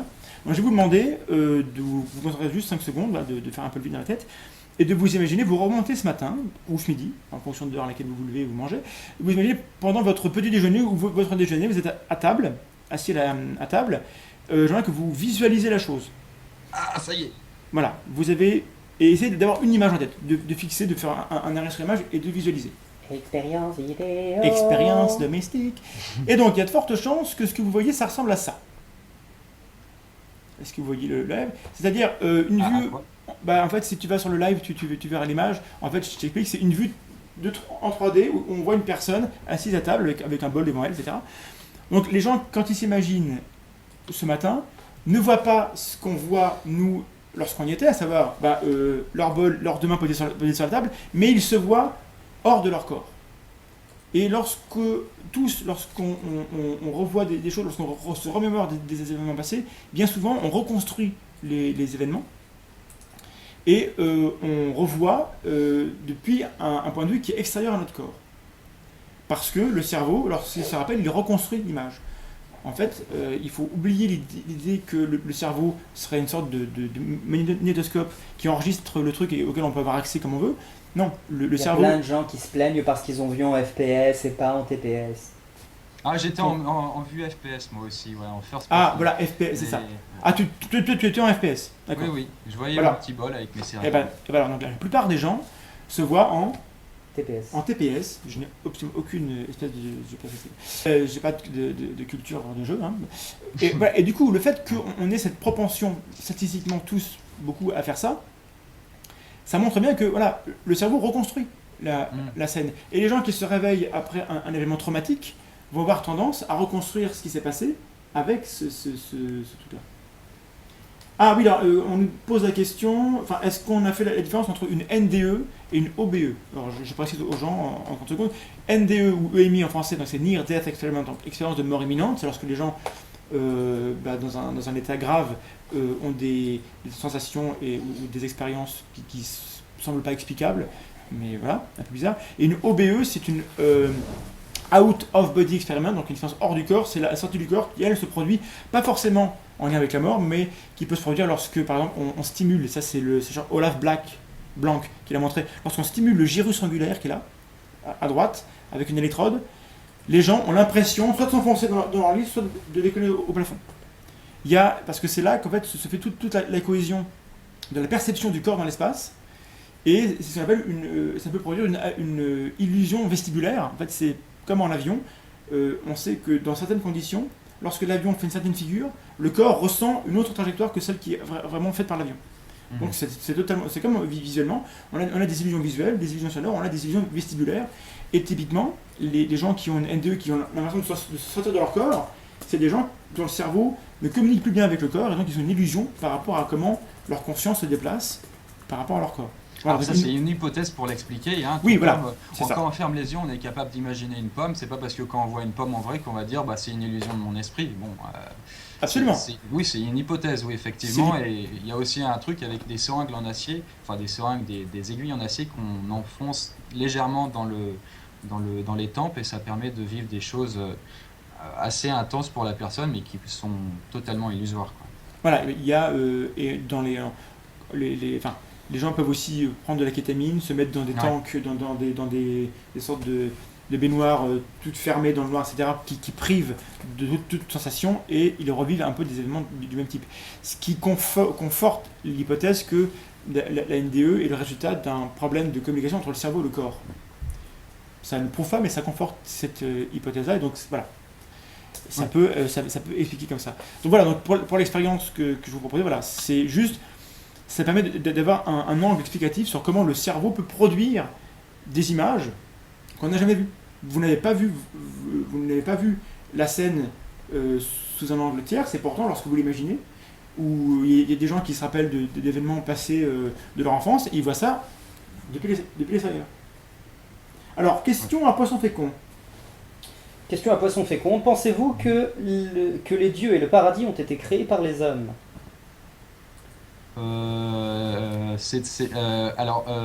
Oui. Moi, en fait, c'est oui. Enfin, putain, quelle question un petit peu compliquée. D'autant plus, je suis en train de créer un jeu vidéo sur le paradis. Alors, je suis en train de m'abreuver plein de sources différentes pour avoir des histoires un peu abracadabra. Mais si le paradis et les dieux, oui. Oui, quand même, on va dire en grande partie oui. Après, il est possible qu'il y a autre chose, hein, et je suis jamais fermé à la chose, mais en grande partie, les dieux, à chaque fois qu'on a une culture, une civilisation, elle va inventer ses propres dieux, et voilà. Si dans 2000 ans, notre civilisation disparaît, il y en a une nouvelle qui va apparaître, elle aura ses propres dieux, et ils seront tous aussi légitimes que les nôtres. Voilà. Très bien. Du coup, moi, pour aller un peu plus loin sur les concepts qu'il y a autour de ça, donc on est d'accord qu'il y a deux possibilités. Soit parce que ça c'est tu l'évoques dans ta vidéo, tu dis que le cerveau ne produit pas la conscience, mais il la reçoit. Est-ce que tu peux développer un petit peu ça, et pour que je puisse y revenir? Alors oui, à la fin de la vidéo, je faisais la conclusion en partant du principe que les NDE étaient vrais. Donc j'avais dit, si les NDE sont vrais, ça expliquerait que ça prouverait que le cerveau reçoit la conscience comme une télévision, elle reçoit le programme télé, et que c'est pas lui qui la fabrique, quoi. Et on serait une antenne relais, en fait, et notre esprit, ou je sais pas, notre âme, le bordel, en fait, en haut, il est ailleurs, et il nous balance des ondes, hop là, et ensuite, nous, on les déchiffre, et on a le sentiment que le cerveau, c'est lui qui les sécrète, quoi. Et est-ce que tu penses que ça, c'est quelque chose qui est vraisemblable? Tout est vraisemblable, franchement. Enfin bon, sous réserve de... Enfin non, même pas sous réserve. Moi, je suis ouvert à la chose et je dis pourquoi pas. Effectivement, pour l'instant, il me semble qu'il n'y a rien, ou à peu près rien, qui puisse vraiment prouver la chose, excepté les NDE, le fait qu'on puisse sortir de son corps. Enfin, certaines personnes prétendent pouvoir sortir de leur corps. Voilà, les fantômes aussi, enfin... Si on s'intéresse un petit peu au cas des fantômes, avec des esprits qui sont censés survivre après la mort, ce qui montrerait que le cerveau n'est pas le réceptacle de la conscience. Bon, voilà, c'est une hypothèse. Hein, d'accord. Et voilà, mais du coup, en face, on a peut-être... Parce que déjà, en tant que biologiste, ça me pose des problèmes, parce que la théorie... c'est très difficile à comprendre. Au-delà de difficile à comprendre, c'est difficile à accepter déjà. Parce qu'à comprendre, j'ai plus ou moins compris, un peu comme tout le monde, mais évolutivement, à un moment donné, donc, on a le règne animal, dans lequel on a certaines lignées qui développent un cerveau. Et les animaux qui ont un cerveau développé développent des comportements et plein de choses. Et donc on a eu une déclaration qui date de 2013 ou 2014, je crois, de neurobiologistes qui estiment que les animaux, on a toutes les raisons de penser que les animaux possèdent les mécanismes cognitifs, cérébraux, qui sont à l'origine de la conscience. Donc que la conscience n'est pas l'apanage de l'être humain, et donc qu'il y a différents niveaux de conscience, et que certains animaux ont une conscience qui n'est pas forcément aussi développée, aussi complexe, aussi subtile que ce que nous on peut avoir, sachant qu'on n'est pas forcément le summum de la chose, hein. Mais mais du coup, ça voudrait dire qu'il y aurait des consciences, des entités immatérielles qui rentreraient dans le cerveau de ces animaux-là pour leur fournir une conscience, ou pas? Qu'est-ce que tu en penses? Si on part du principe que le cerveau humain reçoit la conscience, pourquoi pas pour tous les animaux et pour tout le règne du vivant, hein, comme ça, tant qu'il est resté cohérent, on le reste jusqu'au bout. C'est ça, c'est cohérent, mais du coup, quel sens on peut donner à ça? Parce qu'à la limite, qui a un sens dans le fait que, d'un point de vue New Age, etc., que l'être humain soit capable de parler, on a une communication, soit capable d'apprendre, soit capable de s'améliorer, d'avoir un jugement éthique, moral, etc., bon, ça a un sens que les entités si on tentait qu'on considère que le monde réel, matériel, est une épreuve pour la conscience externe, soit à la rigueur on pourrait dire que voilà, l'espèce humaine est un bon moyen de mettre à l'épreuve. Pourquoi est-ce qu'une fourmi ou un chihuahua recevrait une conscience? Qu'est-ce que ça apporte à cette entité immatérielle de s'incarner? Bah, évoluer tout simplement. Je sais pas, par exemple, si la souris, la souris, enfin la fourmi ou l'animal ou l'être humain il meurt, ensuite la conscience, elle va récupérer l'information et ensuite elle va se redéployer dans une autre créature vivante et comme ça elle apprend petit à petit, comme un joueur, pour faire l'analogie avec un joueur, quand il meurt dans une partie, il refait une partie mais ce sera un peu différente et petit à petit il évolue à partir d'un corps différent. Ça c'est l'idée générale qui est véhiculée. Et c'est une idée qui en général place l'être humain à la fin du cycle? C'est une idée, Oui, bah, en général il me semble, oui. c'est une idée extrêmement anthrocentrique. Après, Et- ça ne dit pas que l'être humain est le plus évolué, et peut-être que d'autres créatures plus peut-être invisibles ou qui viennent d'autres mondes Oui, seraient encore mais plus évoluées que l'humain. sur Terre, ça veut dire que, enfin, c'est une idée qui est vieille comme le monde, hein, qui est que l'être humain est au sommet de la nature. Et là, c'est souvent le cas, que ce soit pour cette idée-là, ou de toute façon, les scientifiques, enfin beaucoup pensent la chose, hein, que l'être humain est au sommet de l'évolution. Hein, bon, voilà. Alors, on a une question, vas-y Vlad. Oui, question à Poisson. Quel est l'argument le plus fort qui te permet d'écarter l'hypothèse de la construction interne quant à ce que les témoins ont perçu? Alors le fait, bon, donc pour reformuler, qu'est-ce qui tend au fait que je crois le plus au NDE, c'est un ensemble de preuves, enfin de preuves, voilà, entre guillemets, parce que tout est sujet à critique, mais je pense ce serait par rapport au fait de voir des choses et de pouvoir les reporter par la suite, des choses qui ne viennent pas forcément de l'endroit où on est. Donc c'est-à-dire, si je peux reporter une conversation qui s'est passée ailleurs, Ok. bon voilà.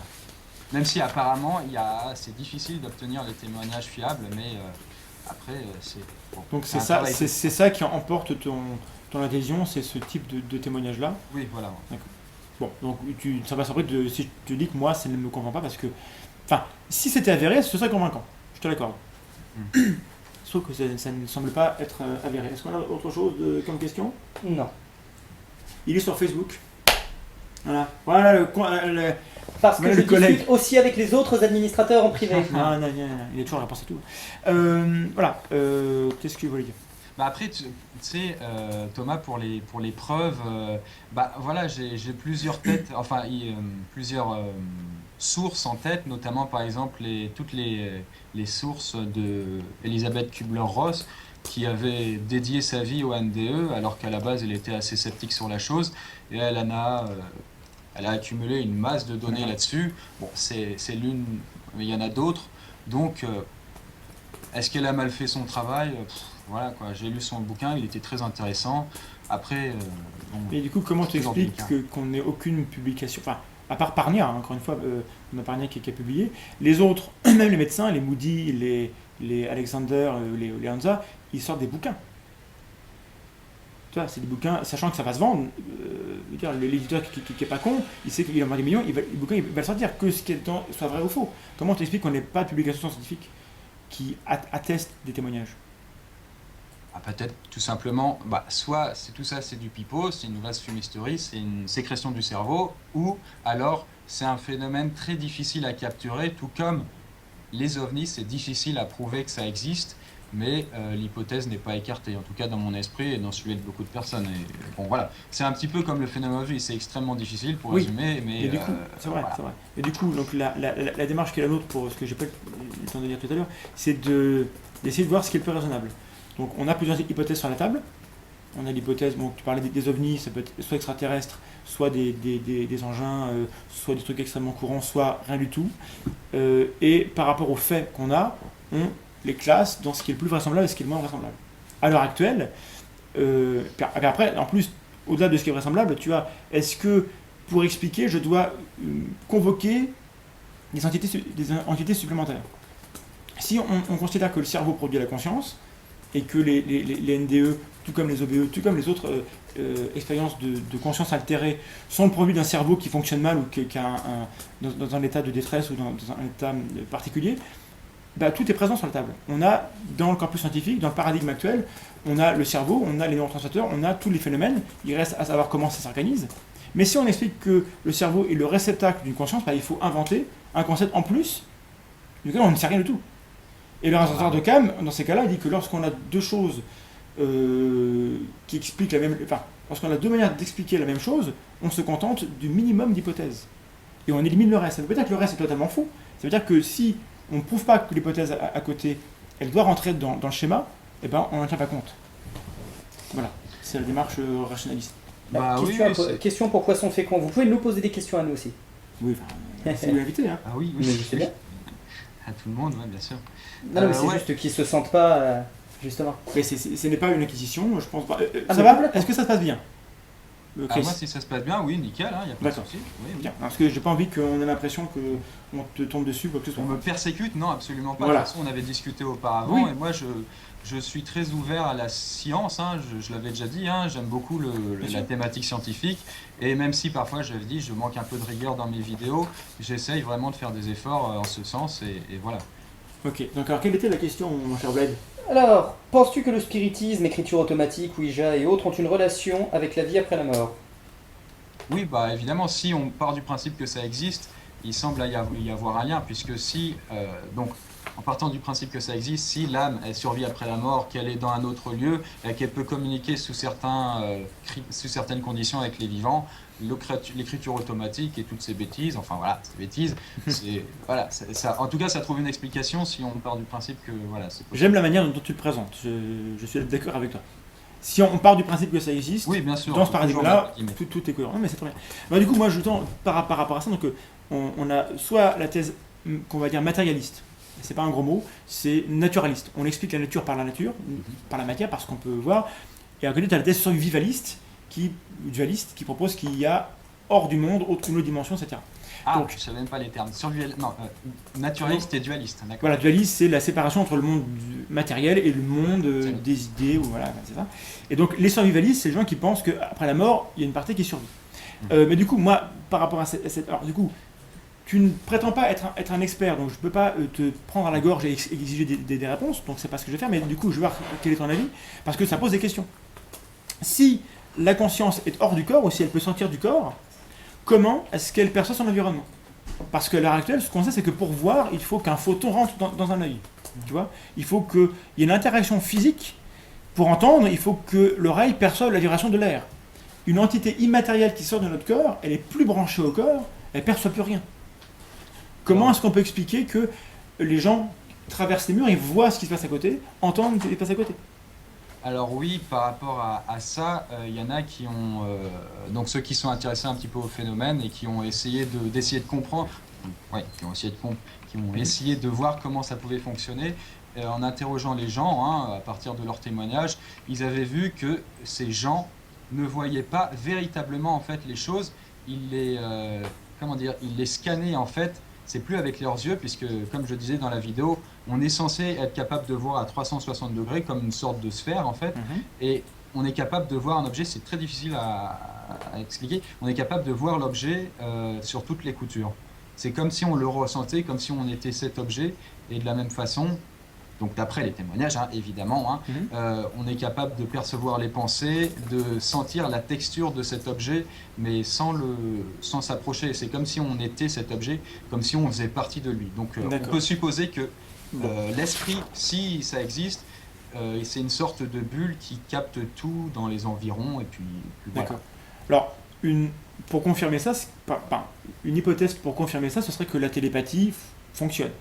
Par exemple. Oui. Ça prouverait que l'esprit est capable d'interagir au etc. La télépathie, jusqu'à preuve du contraire, ne marche pas. Dès qu'on l'a testé, ça ne marche pas. Mais bon, disons que pour tester cette hypothèse, on a un moyen.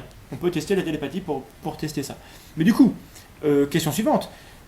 Admettons que la conscience est hors du corps, et admettons, je mets plein de guillemets partout, qu'en effet, on puisse percevoir son environnement. Comment on explique que les gens se rappellent de ce qu'ils ont vécu? On est capable, à l'heure actuelle, de voir dans le cerveau, quasiment à la seconde près, la mise en place des souvenirs. On voit chimiquement la manière dont, pas dans les détails, mais assez proche, on peut voir en direct les souvenirs être stockés dans le cerveau. Donc il faut que le cerveau stocke les souvenirs. Si le phénomène n'est pas vu, il n'y a pas de souvenir. Donc il faut que le cerveau stocke les souvenirs. Si on a une expérience hors du corps, perçue par des moyens que tu as expliqués, comment les gens, au réveil, s'en rappellent et peuvent témoigner? Comment ils stockent leur mémoire?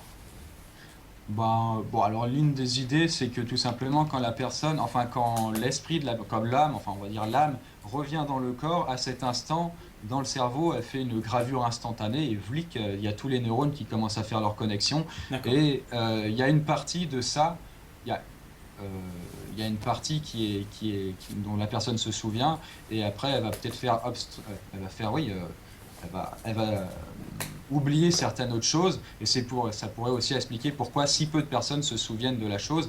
Si ça existe, si seulement 10% des gens s'en souviennent, c'est que 90% des gens font un petit coma et que leur cerveau n'a pas été capable d'absorber en fait, ou alors qu'ils n'ont pas vécu l'expérience. ou qu'ils n'ont pas vécu. Mais du coup, là, ce que tu as fait, ça s'appelle une hypothèse ad hoc. Faut savoir que tu as un problème et du coup, tu génères une explication qui est valable. Hein. Sauf que du coup, comment on ferait la différence entre mon explication qui est qu'au moment du réveil, les gens remettent en place des sensations qu'ils ont eues pendant leur coma ou pendant leur arrêt cardiaque, puisqu'on sait que le cerveau n'est pas éteint, que le cerveau fonctionne plus ou moins, qu'il y a des perceptions à travers le corps, à travers les oreilles, à travers plein de choses, et du coup que le cerveau recrée un sentiment d'avoir été témoin de l'événement et que du coup, via l'expérience du petit déjeuner, on a montré que le cerveau avait tendance à prendre un point de vue externe, donc tout est cohérent par rapport à ça. Comment on distingue mon explication de la tienne? Comment est-ce que tu penses que la tienne est plus vraisemblable que la mienne? Bah, tout simplement, je crois que vraiment les deux sont compatibles. C'est-à-dire que la tienne, enfin, effectivement, hein, le cerveau, il peut reconstituer des scènes un petit peu bordéliques et avoir un sens dans tout ça, mais si le phénomène existe des NDE, c'est aussi possible, tout comme il y a la physique quantique et il y a la physique classique, les deux existent, coexistent, et pourtant, elles n'ont rien à voir entre elles, et pourtant, notre monde est ainsi fait. Donc, Oui, voilà, mais la physique quantique, on a des preuves. La physique théorique classique, on a des preuves, on a des éléments. Là, oui. ton explication, et la mienne aussi un peu, mais un peu moins, c'est très spéculatif. Tu pars Oui. du principe que c'est vrai et tu bricoles des hypothèses qui sont cohérentes, donc tu as un cadre local de cohérence qui fonctionne, je te l'accorde.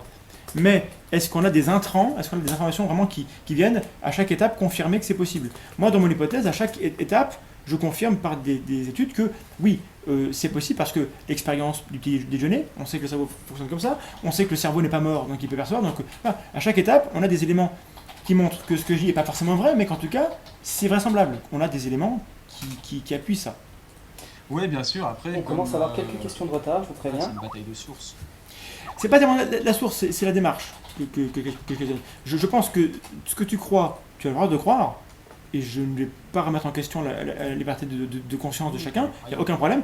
Et si les gens ont besoin ou envie, etc., il y a plein de raisons esthétiques ou philosophiques de croire ça.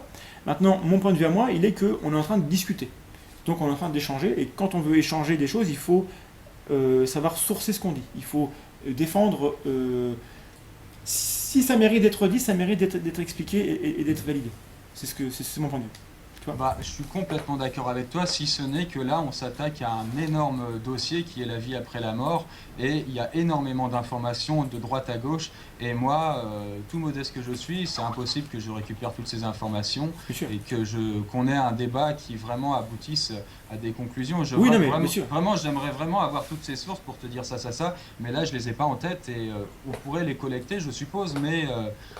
voilà, tu as plus de sources que moi qui vont en la faveur que les NDE sont un phénomène qui vient juste du cerveau, je le reconnais, mais voilà, hein, c'est pas pour autant que c'est forcément la vérité et que ça vient que du Tout à cerveau. fait, tout à fait. Je ne prétends pas avoir la vérité. En revanche, je pense qu'il y a une méthode pour évaluer la pertinence ou la vraisemblance des hypothèses. Et voilà, et que quand on est dans un contexte où on veut défendre son point de vue, voilà. C'est pareil dans tout, en politique, en philosophie, sur n'importe quel sujet, on défend qu'il faut avoir cette démarche-là. Il faut être capable d'écouter ce que dit l'autre, de voir pourquoi il pense ce qu'il pense, et de faire la part des choses entre ce qu'on voudrait être vrai et ce qu'on peut appuyer sur des faits. Et c'est la démarche, voilà. Et donc c'est pour ça que je voulais qu'on ait cette discussion. Je me tourne vers Vlad qui apparemment a plusieurs questions d'avance, de retard. Absolument. Alors, je pense que celle-là, ça sera plutôt pour la fin. Oui, oui, très très bien, on la garde pour la fin. Concrètement, que pensez-vous de la réincarnation et des mondes supérieurs et inférieurs? Il en a parlé déjà, ça. Voilà, donc Ah, si absolument. tu veux en redire un mot sur la réincarnation, mais tu en as parlé. C'est pour Oui, tout le monde, là. oui, ça va dans le sens des N2, enfin, c'est-à-dire que si... enfin bon, moi je suis... enfin, putain, je sais même pas comment aborder la chose, mais on va dire que oui, c'est plausible d'un point de vue des NDE, quoi. Si les NDE existent, bon, ça trouve une explication en tout cas. D'accord, c'est cohérent. Je veux dire, dans le cadre de cohérence de cette croyance-là, Oui. c'est pas péjoratif, hein, c'est vraiment pour être précis, ces choses-là se répondent, ça va ensemble, ça C'est fonctionne ça. bien. Ça fait un Est-ce petit qu'il y a pack autre là. Quelques-unes. Alors, Alors, citation. Je ne crois pas en une vie future, mais je prendrai quand même un slip de rechange. Woody Allen. Woody Allen. Commenter et développer. Et deux, si on admet OBE, NDE et télépathie, on admet également la métampsychose. Allégorie du génome. Point Je ne d'interrogation. comprends pas la question. Je ne comprends pas la question non plus. Désolé. Est-ce que tu as compris la question? La question houleuse, alors attention, non, je sais même pas. Bon, bah, je j'ai pas envie de... Alors, ça c'est intéressant. Ça me fera plaisir de revenir sur cette citation. Comment vous placez-vous face à cette citation? Peu de science éloigne de Dieu, beaucoup y ramène. C'est Pasteur. Mhm. Allez, vas-y. Tu as entendu? Ouais, parfaitement, ouais. Un peu de science éloigne de Dieu, beaucoup de science rapproche de Dieu. Qu'est-ce que tu en penses? Bah écoute, c'est plein de bon sens et moi je suis d'accord avec ça, quoi. Écoute, voilà. Après, bon, si je pourrais ajouter un petit élément, c'est que parfois il faut beaucoup de science avant de prouver qu'une chose est réelle. Et tant qu'on n'a pas le beaucoup, bah voilà, on est un peu comme avec les NDE, on sait pas trop. Un principe, c'est pas vrai, mais on sait pas. Donc voilà. Ok. Moi, je veux dire juste que Pasteur était croyant, et qu'on peut être croyant et scientifique, on peut être rationnel sur certaines choses et totalement pas rationnel sur d'autres. Ça se voit tous les jours. Il faut distinguer être intelligent et être rationnel. Je pense qu'on va en parler parce que c'est extrêmement important. Et donc tous les gens qui croient en des choses que nous, on estimerait irrationnelles, ne sont pas moins intelligents. Et par rapport à Pasteur, voilà, Pasteur était un extrêmement brillant, extrêmement génial, un peu comme Descartes, et pourtant Descartes a dit plein de conneries. Bon. Autre question? Alors, est-ce que vous avez déjà eu quelque chose de paranormal? J'imagine vécu quelque Ouais. chose de paranormal. Est-ce que tu as vécu une expérience paranormale? Alors moi, personnellement, à titre personnel, non. En tout cas, quand il y avait des trucs un peu foufou, je rationalisais et puis bon, au final, voilà, c'était juste, c'était le vent, tout ça. Bon, mais après, j'ai des amis ou des connaissances qui ont vécu des choses un peu plus paranormales. D'accord. Donc tu as des témoignages, de première main, mais des témoignages. Donc ça, on en a déjà parlé. Enfin, bon, Ouais. pas pour rabaisser, mais rappeler que voilà. Et toi, Thomas? Bah non, je suis extrêmement ouvert à la... Alors que tout à l'heure, tu disais que tu étais intéressé par les sciences, mais ouvert. Mhm. J'ai repéré ce mec qui m'a fait mal dans mon petit cœur. Voilà, parce que je suis scientifique et je suis extrêmement ouvert. Bah, je suis un peu comme toi, je suis auteur de fantasy. Hein, donc voilà, pour dire, voilà. Oui, il faut être ouvert pour faire la fantaisie. Voilà, D'accord. si vraiment un jour quelqu'un venait me montrer que la magie existe, je sauterais au plafond, je serais heureux comme tout et j'essaierais moi de aussi. comprendre comment ça marche. Donc voilà, je suis extrêmement ouvert et je suis convaincu que un jour ou l'autre peut-être je vivrai un truc qui va me convaincre que quelque chose est bizarre. Pour autant, il faudra que je sache faire la part des choses, même si je suis témoin de première main, il faudra être capable de dire d'abord, est-ce que je peux trouver des raisons naturalistes à ce que j'ai vécu? Alors, j'aurais une question pour toi, Thomas. Si un jour il t'arrivait un pépin, ce que je ne souhaite pas, et que tu vives une NDE et que tu aies toutes les étapes que j'avais décrites, c'est-à-dire que tu sors de ton corps, tu es capable d'entendre d'autres personnes et que tu revenais à ton corps, comment tu verrais la chose? Comment tu l'intellectualiserais? Je peux répondre à cette question en tant que sceptique en racontant Ah un oui, truc qui m'est arrivé justement. Vas-y, Gled. Voilà. Alors on demande si on a déjà vécu une expérience paranormale. Alors je vais répondre que j'ai vécu quelque chose que si je n'étais pas sceptique, j'aurais interprété Ah comme oui, une c'est expérience paranormale. Ça m'est arrivé 2 fois. J'ai vécu 2 fois une expérience très très connue qui s'appelle l'apnée du sommeil. Non, la paralysie. Pardon. La paralysie. Voilà, la paralysie du sommeil. Toutes mes confuses. L'apnée du sommeil, par bonheur, je n'ai pas vécu ça. Voilà, alors par 2 fois, je me suis réveillé dans mon lit. Et puis, j'ai complètement immobilisé. Aucun contrôle de mon corps. Paralysé. Et je ressentais de manière extrêmement claire qu'il y avait un poids sur moi. C'est génial. Je ressentais vraiment une présence. Et en regardant, effectivement, je voyais une présence. Je voyais quelqu'un. Personne. Au bout d'un moment, j'ai senti le poids qui s'en allait. La personne que j'ai vue clairement qui était en train de partir et que j'ai vu s'estomper un peu plus loin. Une autre fois, pareil, je me suis réveillé dans mon plumard et puis j'ai vu à côté de moi une forme humaine dégueulasse avec un visage naze, très moche. Laid. Voilà. Chers amis laid, si vous nous regardez, c'est pas Ouais, c'est vous pas n'êtes pas bon. visé. On vous fait la bise. Voilà. Et je sais que je me suis senti très bizarre. C'était étrange. Et si j'avais pas eu le réflexe sceptique que j'ai depuis quelques années, je sais que je me serais dit putain, j'ai vécu une expérience surnaturelle. Bah non, j'ai vécu un truc très très connu dans lequel mon cerveau m'a dit des conneries. C'est là. Ça arrive. Et en fait, c'est à l'origine du mot cauchemar. Je sais plus quelle est l'étymologie, mais c'est ça, c'est que à l'origine, les cauchemars, on croyait qu'il y avait des esprits qui s'asseyaient sur la cage thoracique des gens et qui leur faisaient peur. Et c'est un phénomène qui est expliqué par le fait que quand vous regardez un chien qui dort et qui rêve, parfois vous voyez qu'il bouge ses pattes, il court. Mais en temps normal, ça ne se produit pas parce qu'en temps normal, on a les neurones miroirs qui sont en place et donc qui inhibent le mouvement. Votre cerveau fait des choses, enfin, vous voyez votre corps faire des choses, vous imaginez faire des choses, mais votre corps ne le fait pas parce qu'il y a une coupure entre les deux. Et parfois, vous vous réveillez en pleine nuit et la coupure est toujours présente. Donc vous êtes conscient, mais vous n'avez pas de contrôle moteur de votre corps, vous êtes paralysé. Et donc vous êtes entre le sommeil et la veille, paralysé, et donc là, vous avez toutes les conditions réunies pour halluciner. Et ça, c'est connu, hein, et il y a beaucoup de récits sur la possession, sur les fantômes, etc., qui viennent de ce genre d'expérience. Alors, c'est pas sûr, mais c'est une explication qui paraît crédible. On a répondu à la question ? Alors, Soit une idée de cauchemar, réponse. étymologie, linguisticae, merci. Oui, pardon ? Foule de spectres, à la première lecture. J'ai pas compris. L'étymologie de cauchemar, c'est foule de spectres. Ah, Foule de spectres. Ah, ben voilà. vidéo sur les cauchemars, c'est noté. Ben voilà, écoute. Hein. Et qu'est-ce que je voulais dire ? Du coup, voilà, ça c'était pour répondre à ta question, Chris. Si on vivait une NDE, bah, il y a de fortes chances qu'on ait le même réflexe de se dire que notre cerveau nous a... Mais par exemple, il y a Après, le cas- Vlad, oui, par rapport au fait que la paralysie du sommeil, il n'y a rien qui puisse prouver que c'était réel. Enfin, tu n'as pas de preuve qui pourrait dire que ça s'est vraiment passé. Contrairement au NDE, où les gens reportent des choses qu'ils ne sont pas censés savoir quand ils sont... Oui, sauf qu'encore une fois, les gens font un témoignage bien plus tard par rapport à leur expérience. Et on sait que le cerveau reconstruit les souvenirs à chaque fois qu'il y repense. Donc eux-mêmes peuvent être totalement de bonne foi, être convaincus d'avoir eu l'information au moment où ils étaient paralysés, alors qu'en fait ils l'ont eu bien plus tard. Et ils reconstruisent leurs souvenirs. Donc, en l'absence de preuves externes qui prouveraient qu'ils ont témoigné avant d'avoir été capables d'avoir l'information, quand on aura ça, oui, on dira oui, là c'est un argument. En l'absence, c'est un témoignage dont on doit douter.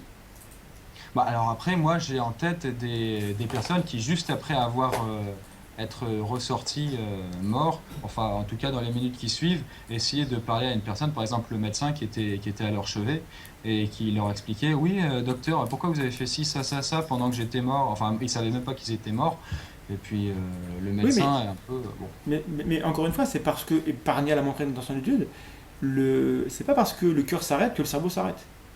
Il y a une petite activité, etc. Et c'est pas surprenant parce que mourir, c'est pas instantané. C'est un processus qui prend du temps. Et ça dépend des gens d'ailleurs, hein, et ça dépend de pas mal de choses. Et il y a une période pendant laquelle le cerveau est hyper sensible aux stimuli. Contrairement à son vrai corps. Même s'il est en train de mourir, il est hyper sensible aux stimuli parce que justement, il est en train d'essayer de reprendre le contrôle. Donc, encore une fois, ça c'est quelque chose qui n'est pas une anomalie par rapport à ce qu'on sait déjà. Ça rentre dans le paradigme qu'on sait, c'est pas un mystère en fait. Ça rentre dans ce que tu dis toi, c'est cohérent avec ce que tu penses, mais c'est cohérent aussi avec ce qu'on pense. Donc c'est pas une preuve qui peut trancher entre les deux. C'est ça que je veux dire. Mais du coup, j'aimerais aussi savoir ce que tu penses d'une célèbre expérience qui date de 1907, de M. McDougall, qui a l'expérience du poids de l'âme qui pèserait 21 grammes. Tu connais un peu ce truc-là ? Ah oui, ça a été démontré que c'était que le mec avait fait des petites erreurs de calcul, et puis... Oui, mais disons, c'est encore une croyance qui est extrêmement répandue. Il y a beaucoup de gens qui croient dans les fantômes, dans tout ce que tu veux. Dans le New Age, il y a même des gens qui s'amusent à tester, à peser les personnes lorsqu'elles rêvent pour voir s'il n'y a pas une différence. Lorsqu'on rêve ou lorsqu'on fait une expérience hors du corps, est-ce qu'il y a pas un truc qui sort du corps et ça. Donc ils croient à une entité immatérielle mais qui pèse quelque chose. En soi, c'est étonnant. Mais du coup, pour ceux qui ne connaissent pas l'expérience, en 30 secondes, je vais résumer. Donc, en 1907, M. McDougall, il veut savoir si l'âme a un poids. Donc il va placer des balances sous les lits des patients en phase terminale et il va peser et faire la différence entre avant et après le moment de la mort. Problème, on vient de montrer, rappeler que la mort est un processus. Donc il n'y a pas de moment de la mort et donc on ne sait pas comment lui a défini le moment de la mort. Bon, donc déjà c'est un problème méthodologique, mais admettons qu'il ait réussi à faire ça. Donc il a conclu que l'âme pesait 21 grammes. Comment est-ce qu'il l'a fait? Il a pesé 6 patients. C'est pas beaucoup. Sur les 6 patients, il a retenu 4 valeurs. Pourquoi? On ne sait pas. Les 4 valeurs, tenez-vous bien, 21,26 grammes, 45,76 grammes, 70,87 grammes, 10,63. Il a retenu 21. Pourquoi? Personne ne sait. Il a ensuite sacrifié des chiens pour peser les chiens avant et après la mort. Et il a conclu que les chiens n'avaient pas d'âme. Bon, en gros, si je résume l'étude de 1907, sachant qu'elle n'a jamais été répliquée parce qu'on ne sait pas définir le moment de la mort, mais que, comme je te le dis, il y a des gens qui cherchent à voir si lorsqu'on a une expérience hors du corps provoquée par des produits ou par la méditation, est-ce qu'on voit une différence, etc. Et chou blanc, on ne voit pas de différence. Voilà, donc c'était juste pour rappeler que cette idée des 21 grammes, à laquelle tu ne souscris pas, donc je t'en félicite parce qu'en effet, c'est pas béton, quoi. Voilà. Mais est-ce que tu as d'autres... et je pense qu'on va arriver un petit peu Après, oui, il y en a une qui est l'émission. assez connue par rapport au cerveau, c'est que on n'utiliserait en théorie que 10% de notre cerveau. Ça, c'est une idée assez répandue sur la chose. Et il y a encore des gens et puis des sites qui relayent le fait qu'effectivement on n'utilise que 10%, alors que dans les faits, il me semble qu'on utilise 10%, mais globalement, dans la journée, on utilise 100%. C'est juste que sur l'instant T, on va utiliser 10% parce qu'on n'a pas besoin d'utiliser la totalité de Ouais, notre a priori, ça serait ça l'origine de la légende, encore que c'est même pas prouvé. Alors, on me demande... Ah oui, alors quelqu'un fait remarquer que le fait, l'étude des 21 grammes ne remet pas en cause les NDI, c'est vrai. Et à la rigueur, elle est même contradictoire avec les NDE, pardon, qui voudraient qu'il y ait un... Comment dirais-je non, j'ai rien dit. Oublie ce que j'ai dit, mais c'est vrai que l'expérience des 21 grammes n'est pas... Le fait qu'elle soit fausse ne contredit pas les NDE. C'est tout à fait vrai. Sauf que j'aimerais rappeler qu'il y a beaucoup de gens qui y croient. Et la plupart des gens qui croient à cette expérience-là croient aussi au NDE. Ouais. Donc, si on pouvait ramener des choses pour que les gens sachent pourquoi ils croient, et pas pour des fausses informations, ça serait quand même mieux. Est-ce qu'il y a autre chose dans les questions? Signification précise que tu es scientifique. Oui, je suis docteur en biologie, mais c'est pas la question, parce que je n'ai absolument rien fait dans le domaine. Donc j'ai juste lu, je me suis documenté, et je sais me documenter, c'est mon seul talent. Donc j'aimerais qu'on vienne à la question qui est mise de côté tout à l'heure pour une question vraiment intéressante pour toi, et je pense qu'on conclura plus, à moins après que tu veuilles y revenir sur des choses, je pense que pour conclure notre émission, c'est pas mal. Vlad. Un instant. Bon, Vlad répond au chat, ce qu'il aime mieux faire. Ça va sinon, Chris, Grenoble, contre chaud? Bah écoute, nickel, hein, je suis. Ah, tiens, bon on là, va ça aussi va, poser il fait cette nuit. question. Alors attends, donc on a deux questions. Non, donc il y a une question qui me dérange un petit peu parce qu'il y a un présupposé dans cette question, c'est pour ça que je voulais revenir dessus. Oui. On me pose la question de la préexistence de l'âme ou du corps, en gros de l'œuf ou de la poule. Le souci c'est que cette question sous-entendrait déjà qu'il y ait une âme. Et du coup, dans la question, il y a un autre élément qui fait qu'on ne peut pas répondre à la question. C'est une question chargée. Voilà. Du coup, on va pas y répondre, à moins que tu veuilles y répondre, enfin plus ou moins dans la manière dont tu as dit que tu étais, enfin pas que tu crois, mais que tu étais ouvert à l'idée que le cerveau pourrait recevoir une information, une entité externe. Ouais. Ça veut bien dire que ça préexiste au corps. Ah oui, oui, évidemment, si on part sur cette hypothèse-là, ouais, bien sûr. Voilà, de mon côté, je pense qu'on a toutes les raisons de penser que la conscience est le produit du cerveau. L'âme, je ne sais pas ce que c'est. Si c'est pas la conscience, c'est autre chose, et dans ce cas-là, je ne sais pas ce que c'est, je ne peux pas répondre, personnellement. Mais du coup, il y avait une question finale. Vlad, allez. Tout à fait.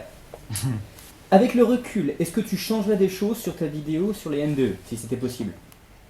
Avec le recul, oui, j'aurais fait appel à une personne qui, à défaut d'être un expert en NDE, ce qui est un petit peu difficile, au moins qui aurait analysé d'un point de vue plus scientifique la vidéo, notamment le script, et qui m'aurait dit, bon là fais attention, tu peux reformuler, ou alors tu mets une annotation, tu mets un petit texte pour préciser. Donc ouais, pour être un peu plus précis dans chaque source, et voilà quoi. Ok. Donc, Mais globalement, j'aurais gardé l'état d'esprit et j'essaye d'inciter les gens à s'intéresser au phénomène, ok. même si j'essaye pas non plus de leur dire moi j'y crois, vous y croyez putain, ou sinon. Parce que voilà, parce que mon problème, et ça on avait évoqué rapidement, on va pas pendant l'émission, le problème, parce que bon, si on t'a invité, c'est pas pour rien, c'est parce que ça nous pose un problème, entre guillemets, hein, c'est pas un problème grave, mais ta démarche, à mon sens, par rapport en plus au public assez large que tu as, et public assez jeune, donc qui a tendance à se conformer à ce qui est dit. Oui, justement, tu es de Grenoble, et sache qu'à Grenoble est la capitale française de la zèthétique, avec Nice. C'est là où tu as plus de gens sceptiques, donc tu peux les contacter, tu peux aller les voir, et c'est des gens qui auront certainement un avis sur toutes ces questions-là, et sans qu'ils puissent te convaincre, au moins ils pourront te dire si ça tu peux le dire en étant sûr, ou si ça il faut en douter. Et du coup, le problème que j'ai par rapport à... Et Florent Martin t'invite et te propose de payer une bière. C'est l'ancien Ça ne se président. refuse pas. C'est l'ancien président d'OZ, c'est un zététicien, voilà, c'est un garçon délicieux. Florent Martin, ah bah ok, nickel, hein, ouais, ça me ferait plaisir. Donc, qu'est-ce que je disais? Voilà, par rapport à la démarche, c'est que quand je regarde tes vidéos, j'ai le sentiment que... OZ, Observatoire de zététique. Observateur des On zététiques, posait la question. qui est une sorte d'assaut de gens qui réfléchissent comment aborder scientifiquement tout ce qui est paranormal, tout ce qui est croyance, et tout ce qui est astrologie, tout ce qui Ouais, est je note. voilà. Observateur zététique. Voilà, mon problème par rapport à ta démarche, c'est que j'ai le sentiment que le public que tu as n'est pas armé contre lui-même. C'est un public qui va avoir tendance à se conformer à ce qui est dit, et qui ne va pas faire la distinction entre ce que tu dis et qui est sourcé, et que tu prends soin de sourcer, et ce que tu dis et que tu tires de ta propre interprétation. Et je t'en ai savoir, toi tu m'as dit que tu faisais un effort. De mon point de vue critique, je trouve que vraiment on est loin du compte. Il faut vraiment faire davantage. Alors je sais pas comment, c'est toi qui gères ta chaîne, hein, mais il faut vraiment qu'il y ait une manière pour les gens de faire la distinction. Là, clairement, ce qu'il nous dit, c'est béton, c'est documenté, c'est vérifié, ça ne sort pas du chapeau. Et là, c'est Chris qui nous donne son avis, qui a totalement le droit d'avoir une opinion qu'il partage, un avis esthétique, un avis philosophique, etc. sur la question. Mais là, vraiment, c'est son avis à lui, et il nous met en garde en disant, voilà, ça c'est ce que je pense moi, et ça ne veut pas dire que c'est avéré, ou que j'ai des raisons dures de le penser, je le pense parce que je le pense. Quoi. Tu vois, Ouais, et ça... T'as un exemple en tête? Les NDE m'ont posé problème parce que quand tu dis que ça, les scientifiques ont du mal à l'expliquer, je pense ce soir, on a montré qu'on pouvait l'expliquer. On avait des pistes. Et c'est pas parce que la science n'explique pas 100% d'un phénomène qu'on a du mal à l'expliquer. Ça veut dire La science est une approximation de la réalité. Elle n'a jamais eu prétention d'avoir la vérité absolue. Et ça, typiquement, dire les scientifiques ont du mal à l'expliquer, tu prends position en disant les scientifiques ont du mal à l'expliquer. Or, on a montré ce soir qu'on l'expliquait plutôt bien. On n'est pas sûr à 100%, mais on a un corpus de faits, d'hypothèses, etc. Tout est cohérent, et plus on avance, plus ça conforte cette idée-là. Voilà, donc typiquement, ça m'en dit. Après, sur les audios, t'as pas forcément... Après, sur les chiffres, en fait, tu reprends un chapitre d'un ouvrage où on fait une interprétation de la forme des chiffres pour expliquer à quoi ils correspondent. Ouais. Les barres correspondent à un attachement, les courbes correspondent à... Je sais plus, voilà. Et ça, c'est quelque chose qui est de l'ordre de l'esthétique. C'est une approche, on va dire, c'est même pas philosophique, c'est un peu mystique, etc. Enfin, ça se vaut en tant que tel, mais c'est pas du tout quelque chose qui a un sens, ne serait-ce que par rapport à l'origine des chiffres. Ah non, mais absolument pas. Il est faux de me dire que les semblait chiffres ont avoir été construits par rapport... Bon, de mon point de vue, c'est pas le cas. Et fatalement, dans le paysage YouTube, tu ne trouveras pas plus critique que nous. Donc heureusement que nous on est critique parce que c'est un peu notre job, tu vois. Donc, il y en a d'autres des sceptiques sur il y a YouTube. hygiène mentale, il y a pas mal de choses. Oui, mais enfin, c'est nous qui t'avons invité, etc. Forcément, forcément, tu peux nous trouver un peu extrême par rapport à notre position. Non, mais Non. vous êtes rigoureux et c'est très bien. Après, c'est beaucoup plus difficile de faire une vidéo avec du peps en étant rigoureux comme vous l'êtes et vous l'êtes, pardon. Et donc, je fais parfois un peu de concessions et j'essaye un petit peu de, donc comme je te disais, au moins de mettre des annotations directement dans la vidéo que tout le monde peut lire et que pour essayer Voilà. Bah, après, je sais pas, de tempérer, quoi. Qui affirme que le phénomène de l'EMI n'est pas reproductible. les expériences de mort imminente sont reproduites en laboratoire. Le fait est Voilà. que le discours total, enfin le récit total, standard à la Moody, avec sortie du corps, revue de vie, vue à 360 degrés, tunnel, etc., c'est quelque chose qui est rarement rapporté. On a des éléments, on a dans les témoignages beaucoup d'éléments, rarement l'ensemble. Donc c'est pas parce qu'une EMI artificielle ne peut pas reproduire l'ensemble que ça veut dire que ça marche pas. Parce que les EMI vraies, entre guillemets, elles non plus ne reproduisent pas toujours l'ensemble. C'était pas répondre à une question. Hein. Voilà, je sais pas trop quoi dire de plus. Après, oui, juste par rapport à ton format, moi j'essaie de voir comment t'aider un peu pour réfléchir à comment être plus rigoureux, même si bon, tu étais là avant nous, je veux dire, on n'est pas pour te dire comment faire, mais bon, vu qu'on est là, on discute.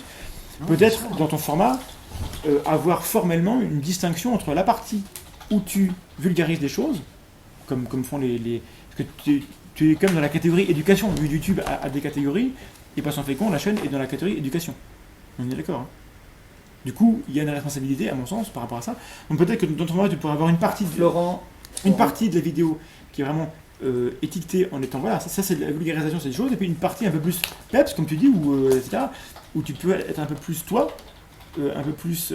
par rapport à ton public, mais que ce soit vraiment compréhensible. Que telle partie ça veut dire ça, et telle partie ça veut dire ça. C'est une proposition que je donne. Florent précise, les OBE ouais, sont faut reproductibles, préciser. pas les NDE.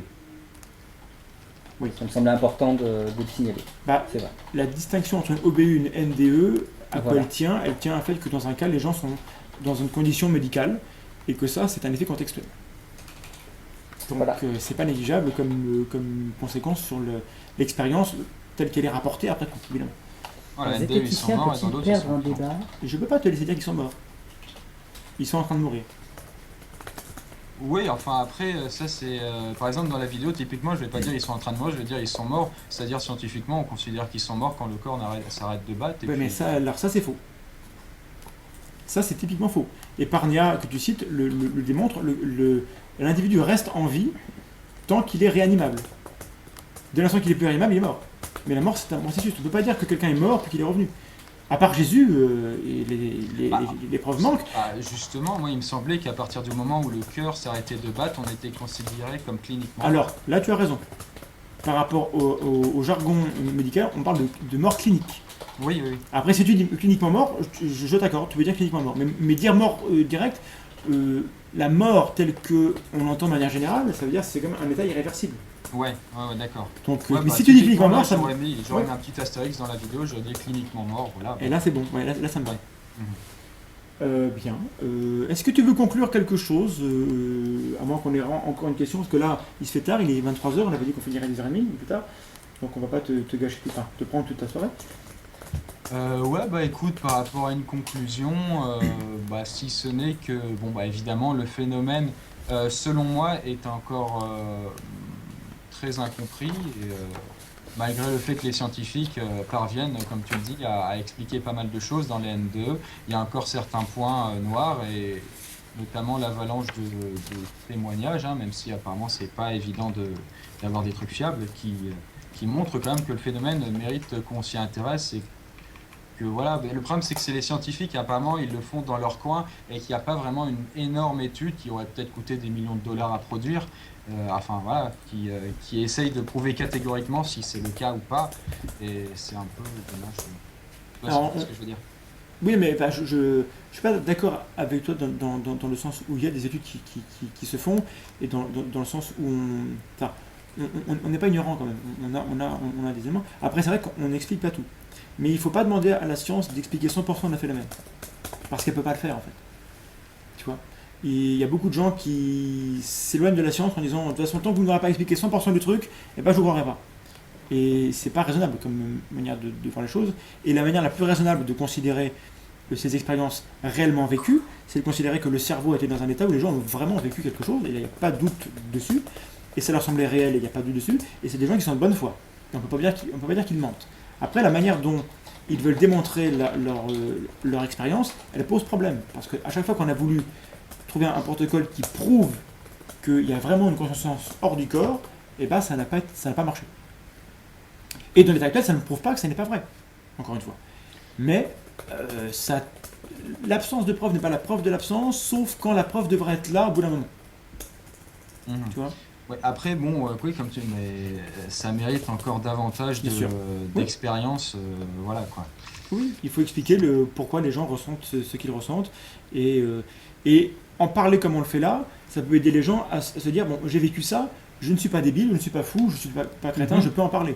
Et donc, il faut mettre les gens à l'aise. Si vous avez vécu une expérience bizarre comme ça, n'hésitez pas à en parler. Les gens qui réagiraient en vous traitant de fou sont des crétins. Il y a des crétins, mais il y a aussi beaucoup de gens qui sont intelligents. Les LNDE, on en parle un peu partout. Il n'y a pas de raison que les gens aient peur d'en parler. Il faut en parler. Il y a un peu comme les cauchemars. À une certaine époque, les gens avaient peut-être peur de parler des cauchemars. À une certaine époque, les gens avaient peur de dire qu'ils avaient un cancer, parce que c'était mal vu, etc. Il ne faut pas hésiter à partager les expériences un peu bizarres que vous avez vécues. C'est pas parce que vous avez vécu une expérience bizarre que vous êtes bizarre. Voilà. C'est important de le dire. Voilà. On ne juge pas les gens. Tout à fait. Et je pense qu'on l'a démontré ce soir. Voilà, c'est des choses qu'il faut parler. Et les scientifiques sont les premiers à avoir envie que ces choses-là existent et de les prouver. Le mec, il se fait une carrière en or en prouvant que la conscience sort du corps et peut aller visiter la boue à côté et voir un truc. Ça serait énorme. Et il n'y a aucun scientifique qui par quelques incrétins, mais les gens ont envie de prouver ça, c'est vrai quoi. Donc, il faut arrêter de dire à la scientifique parce que c'est un truc que tu dis, ça remettrait trop de choses en cause. Dans ta vidéo, ça j'ai retenu aussi, et ça m'a encore blessé dans mon petit cœur, j'ai 3 blessures, c'est que les gens qui remettent en cause ce qui est connu, c'est les scientifiques. C'est les premiers à le faire. Alors après, il y a des crétins, il y a des cons, il y a des pachas, il y a des réactionnaires dans les scientifiques, mais dans la démarche, ceux qui remettent en cause les idées reçues, c'est les sociologues, c'est les psychologues, c'est tout ça, c'est des gens qui prennent ce que les gens croient pour être vrai, et qui disent, bon, si c'était faux, si c'est autre chose. Ils le font, les mecs.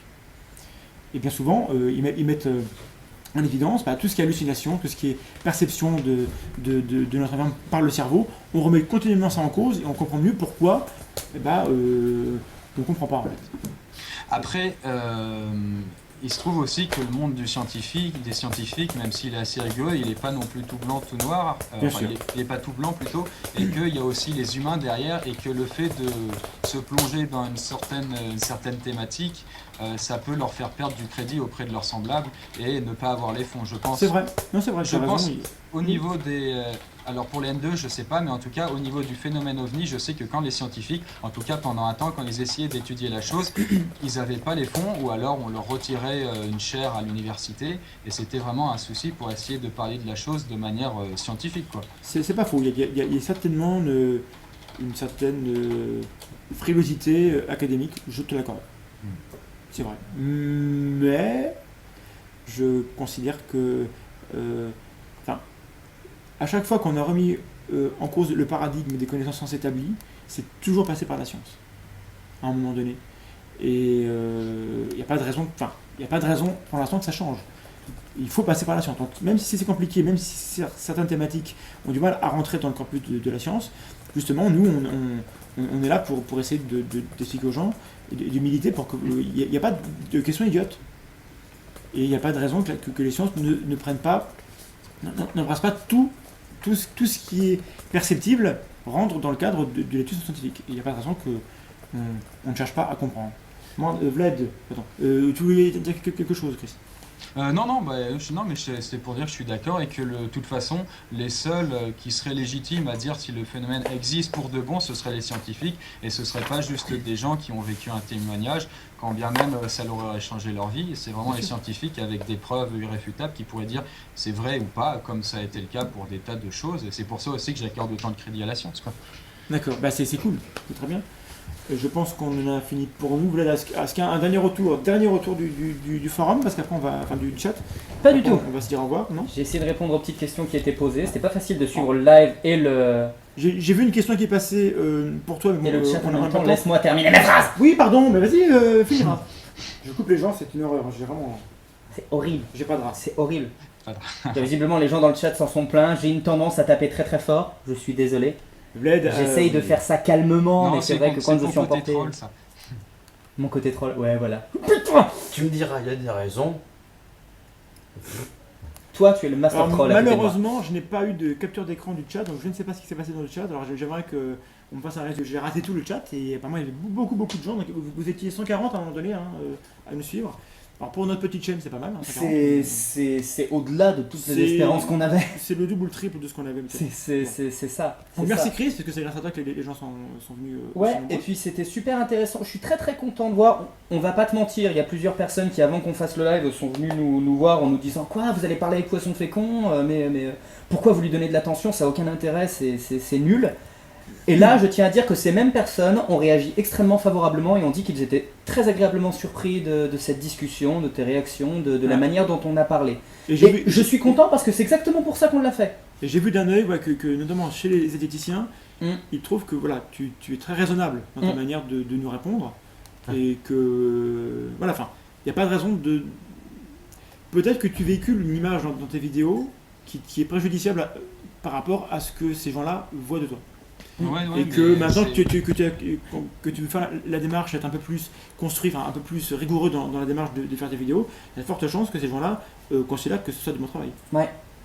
Oui, si je peux réagir par rapport à ça, de toute façon, c'était aussi pour ça que j'avais accepté, c'est que j'appréciais, j'ai connu votre chaîne YouTube, c'était mon monteur vidéo qui m'avait dit, tiens, ils ont fait un truc sur Dieu, c'est vachement intéressant, et j'avais vu, effectivement, c'était intéressant, et puis j'avais vu d'autres vidéos de vous, et puis voilà, et puis bon, sinon, moi, par rapport à ce que je fais, effectivement, je véhicule une image d'un mec. Enfin, c'est un personnage en même temps que j'ai dans les vidéos qui est assez excité, qui parfois, voilà, il tranche un peu dans le vif et qui fait pas trop de concessions, qui met pas trop de guillemets, et les personnes un peu plus techniques, scientifiques, peuvent se sentir un petit peu chagrinées puisque, bon, voilà, parfois je massacre un petit peu malgré moi. Tu massacres. Bon, Ah, mon petit cœur. Donc, mais voilà, mais du coup, je suis content qu'on ait eu cette discussion. Parce que voilà, Ouais, quand, voilà. quand on t'a invité, on ne savait pas du tout si tu allais être réceptif à la chose. Et donc, je tiens à souligner que c'est pas le cas de tout le monde. On a eu des gens avec qui on a discuté qui font des vidéos, enfin une version en particulier, Ouais. qui nous a censurés lorsqu'on a fait des Mhm. critiques. on veut des noms, des noms. Non, bah, c'est pas nécessaire parce que j'ai pas envie de faire de la pub à cette personne. Mais voilà, pour te dire que du coup, de ta part, c'est très bien, et donc on est très content que tu aies accepté, et je pense que ça ne peut être que positif pour toi, et pour nous, c'est très bien parce qu'on a pu voilà, montrer qu'on n'est pas là pour casser les gens, et Ça toi, nous intéresse pas. tu as montré que tu n'étais pas là pour prendre les gens pour les cons. Je pense que le bilan est bien. Maintenant, charge à toi, on va te surveiller, voir si, en effet, dans la suite, tu es rigoureux. N'hésite pas à nous contacter, nous, si tu penses que par rapport à ce que tu as dit, on a des compétences. Ah oui, il y a. On est disponible. Je pense que les gens de l'OZ sont méga disponibles pour aussi te renseigner sur quelque chose. Puis il y a. Avec plaisir. Il y a. Faut pas oublier qu'il y a le. Putain, du coup, il y en a tellement. Vidéosciences, voilà. Oui, Qui organise de plus en plus c'est des pires vidéos. le collectif Vidéosciences. Voilà, le collectif Vidéosciences qui propose de plus en plus des relectures de textes de youtubeurs. Il y en a plusieurs qui font ça. Il y a d'excellents scientifiques qui y participent. Tu as le Café des Sciences, Voilà, qui est lié à ça. il faut pas hésiter à passer par là. Il y a Léo qui en a parlé dans le chat, qui disait que ce genre d'initiative c'était super. Et faut Ouais. pas hésiter. Donc Léo de Dirty Biology, qu'on salue, hein, qui est Et le but, c'est absolument pas de casser les gens qui. Je retire ça parce que je m'entends en écho, c'est insupportable. Et le but, c'est absolument pas de casser les textes des gens, mais c'est vraiment d'essayer d'aider les gens à s'améliorer. Je sais que moi, chaque fois que j'écris un texte pour le 7 barré, parce que pour la tronche en biais, c'est mon texte qui est écrit, donc j'ai rien à dire. Chaque fois que j'écris un texte pour le 7 barré, j'ai plusieurs musicologues à qui j'envoie le texte pour pouvoir avoir leur avis, parce que on a beau connaître un sujet, des fois il y a des choses à côté desquelles on passe. Voilà, Et ça fait du bien d'avoir plusieurs avis. Il y a une communauté de vidéos. Enfin, les vidéos sont de plus en plus nombreux. Dans le. C'est pour ça qu'on accorde autant d'importance aux revues à comité de lecture, just saying. Et voilà, et il y a vraiment un vivier de gens avec plein de compétences. Il y a un économiste, il y a des juristes, bon, il y a tout. il y a des biologistes, voilà, bref. Il y a plein de gens qui sont compétents dans leur domaine et qui veulent vulgariser. Et c'est des gens qui, de manière générale, sont super ouverts. On peut aller vers eux et leur dire voilà, j'ai une question par rapport à un truc que je prépare. Et nous, on le fait, moi je le fais vers les esthéticiens.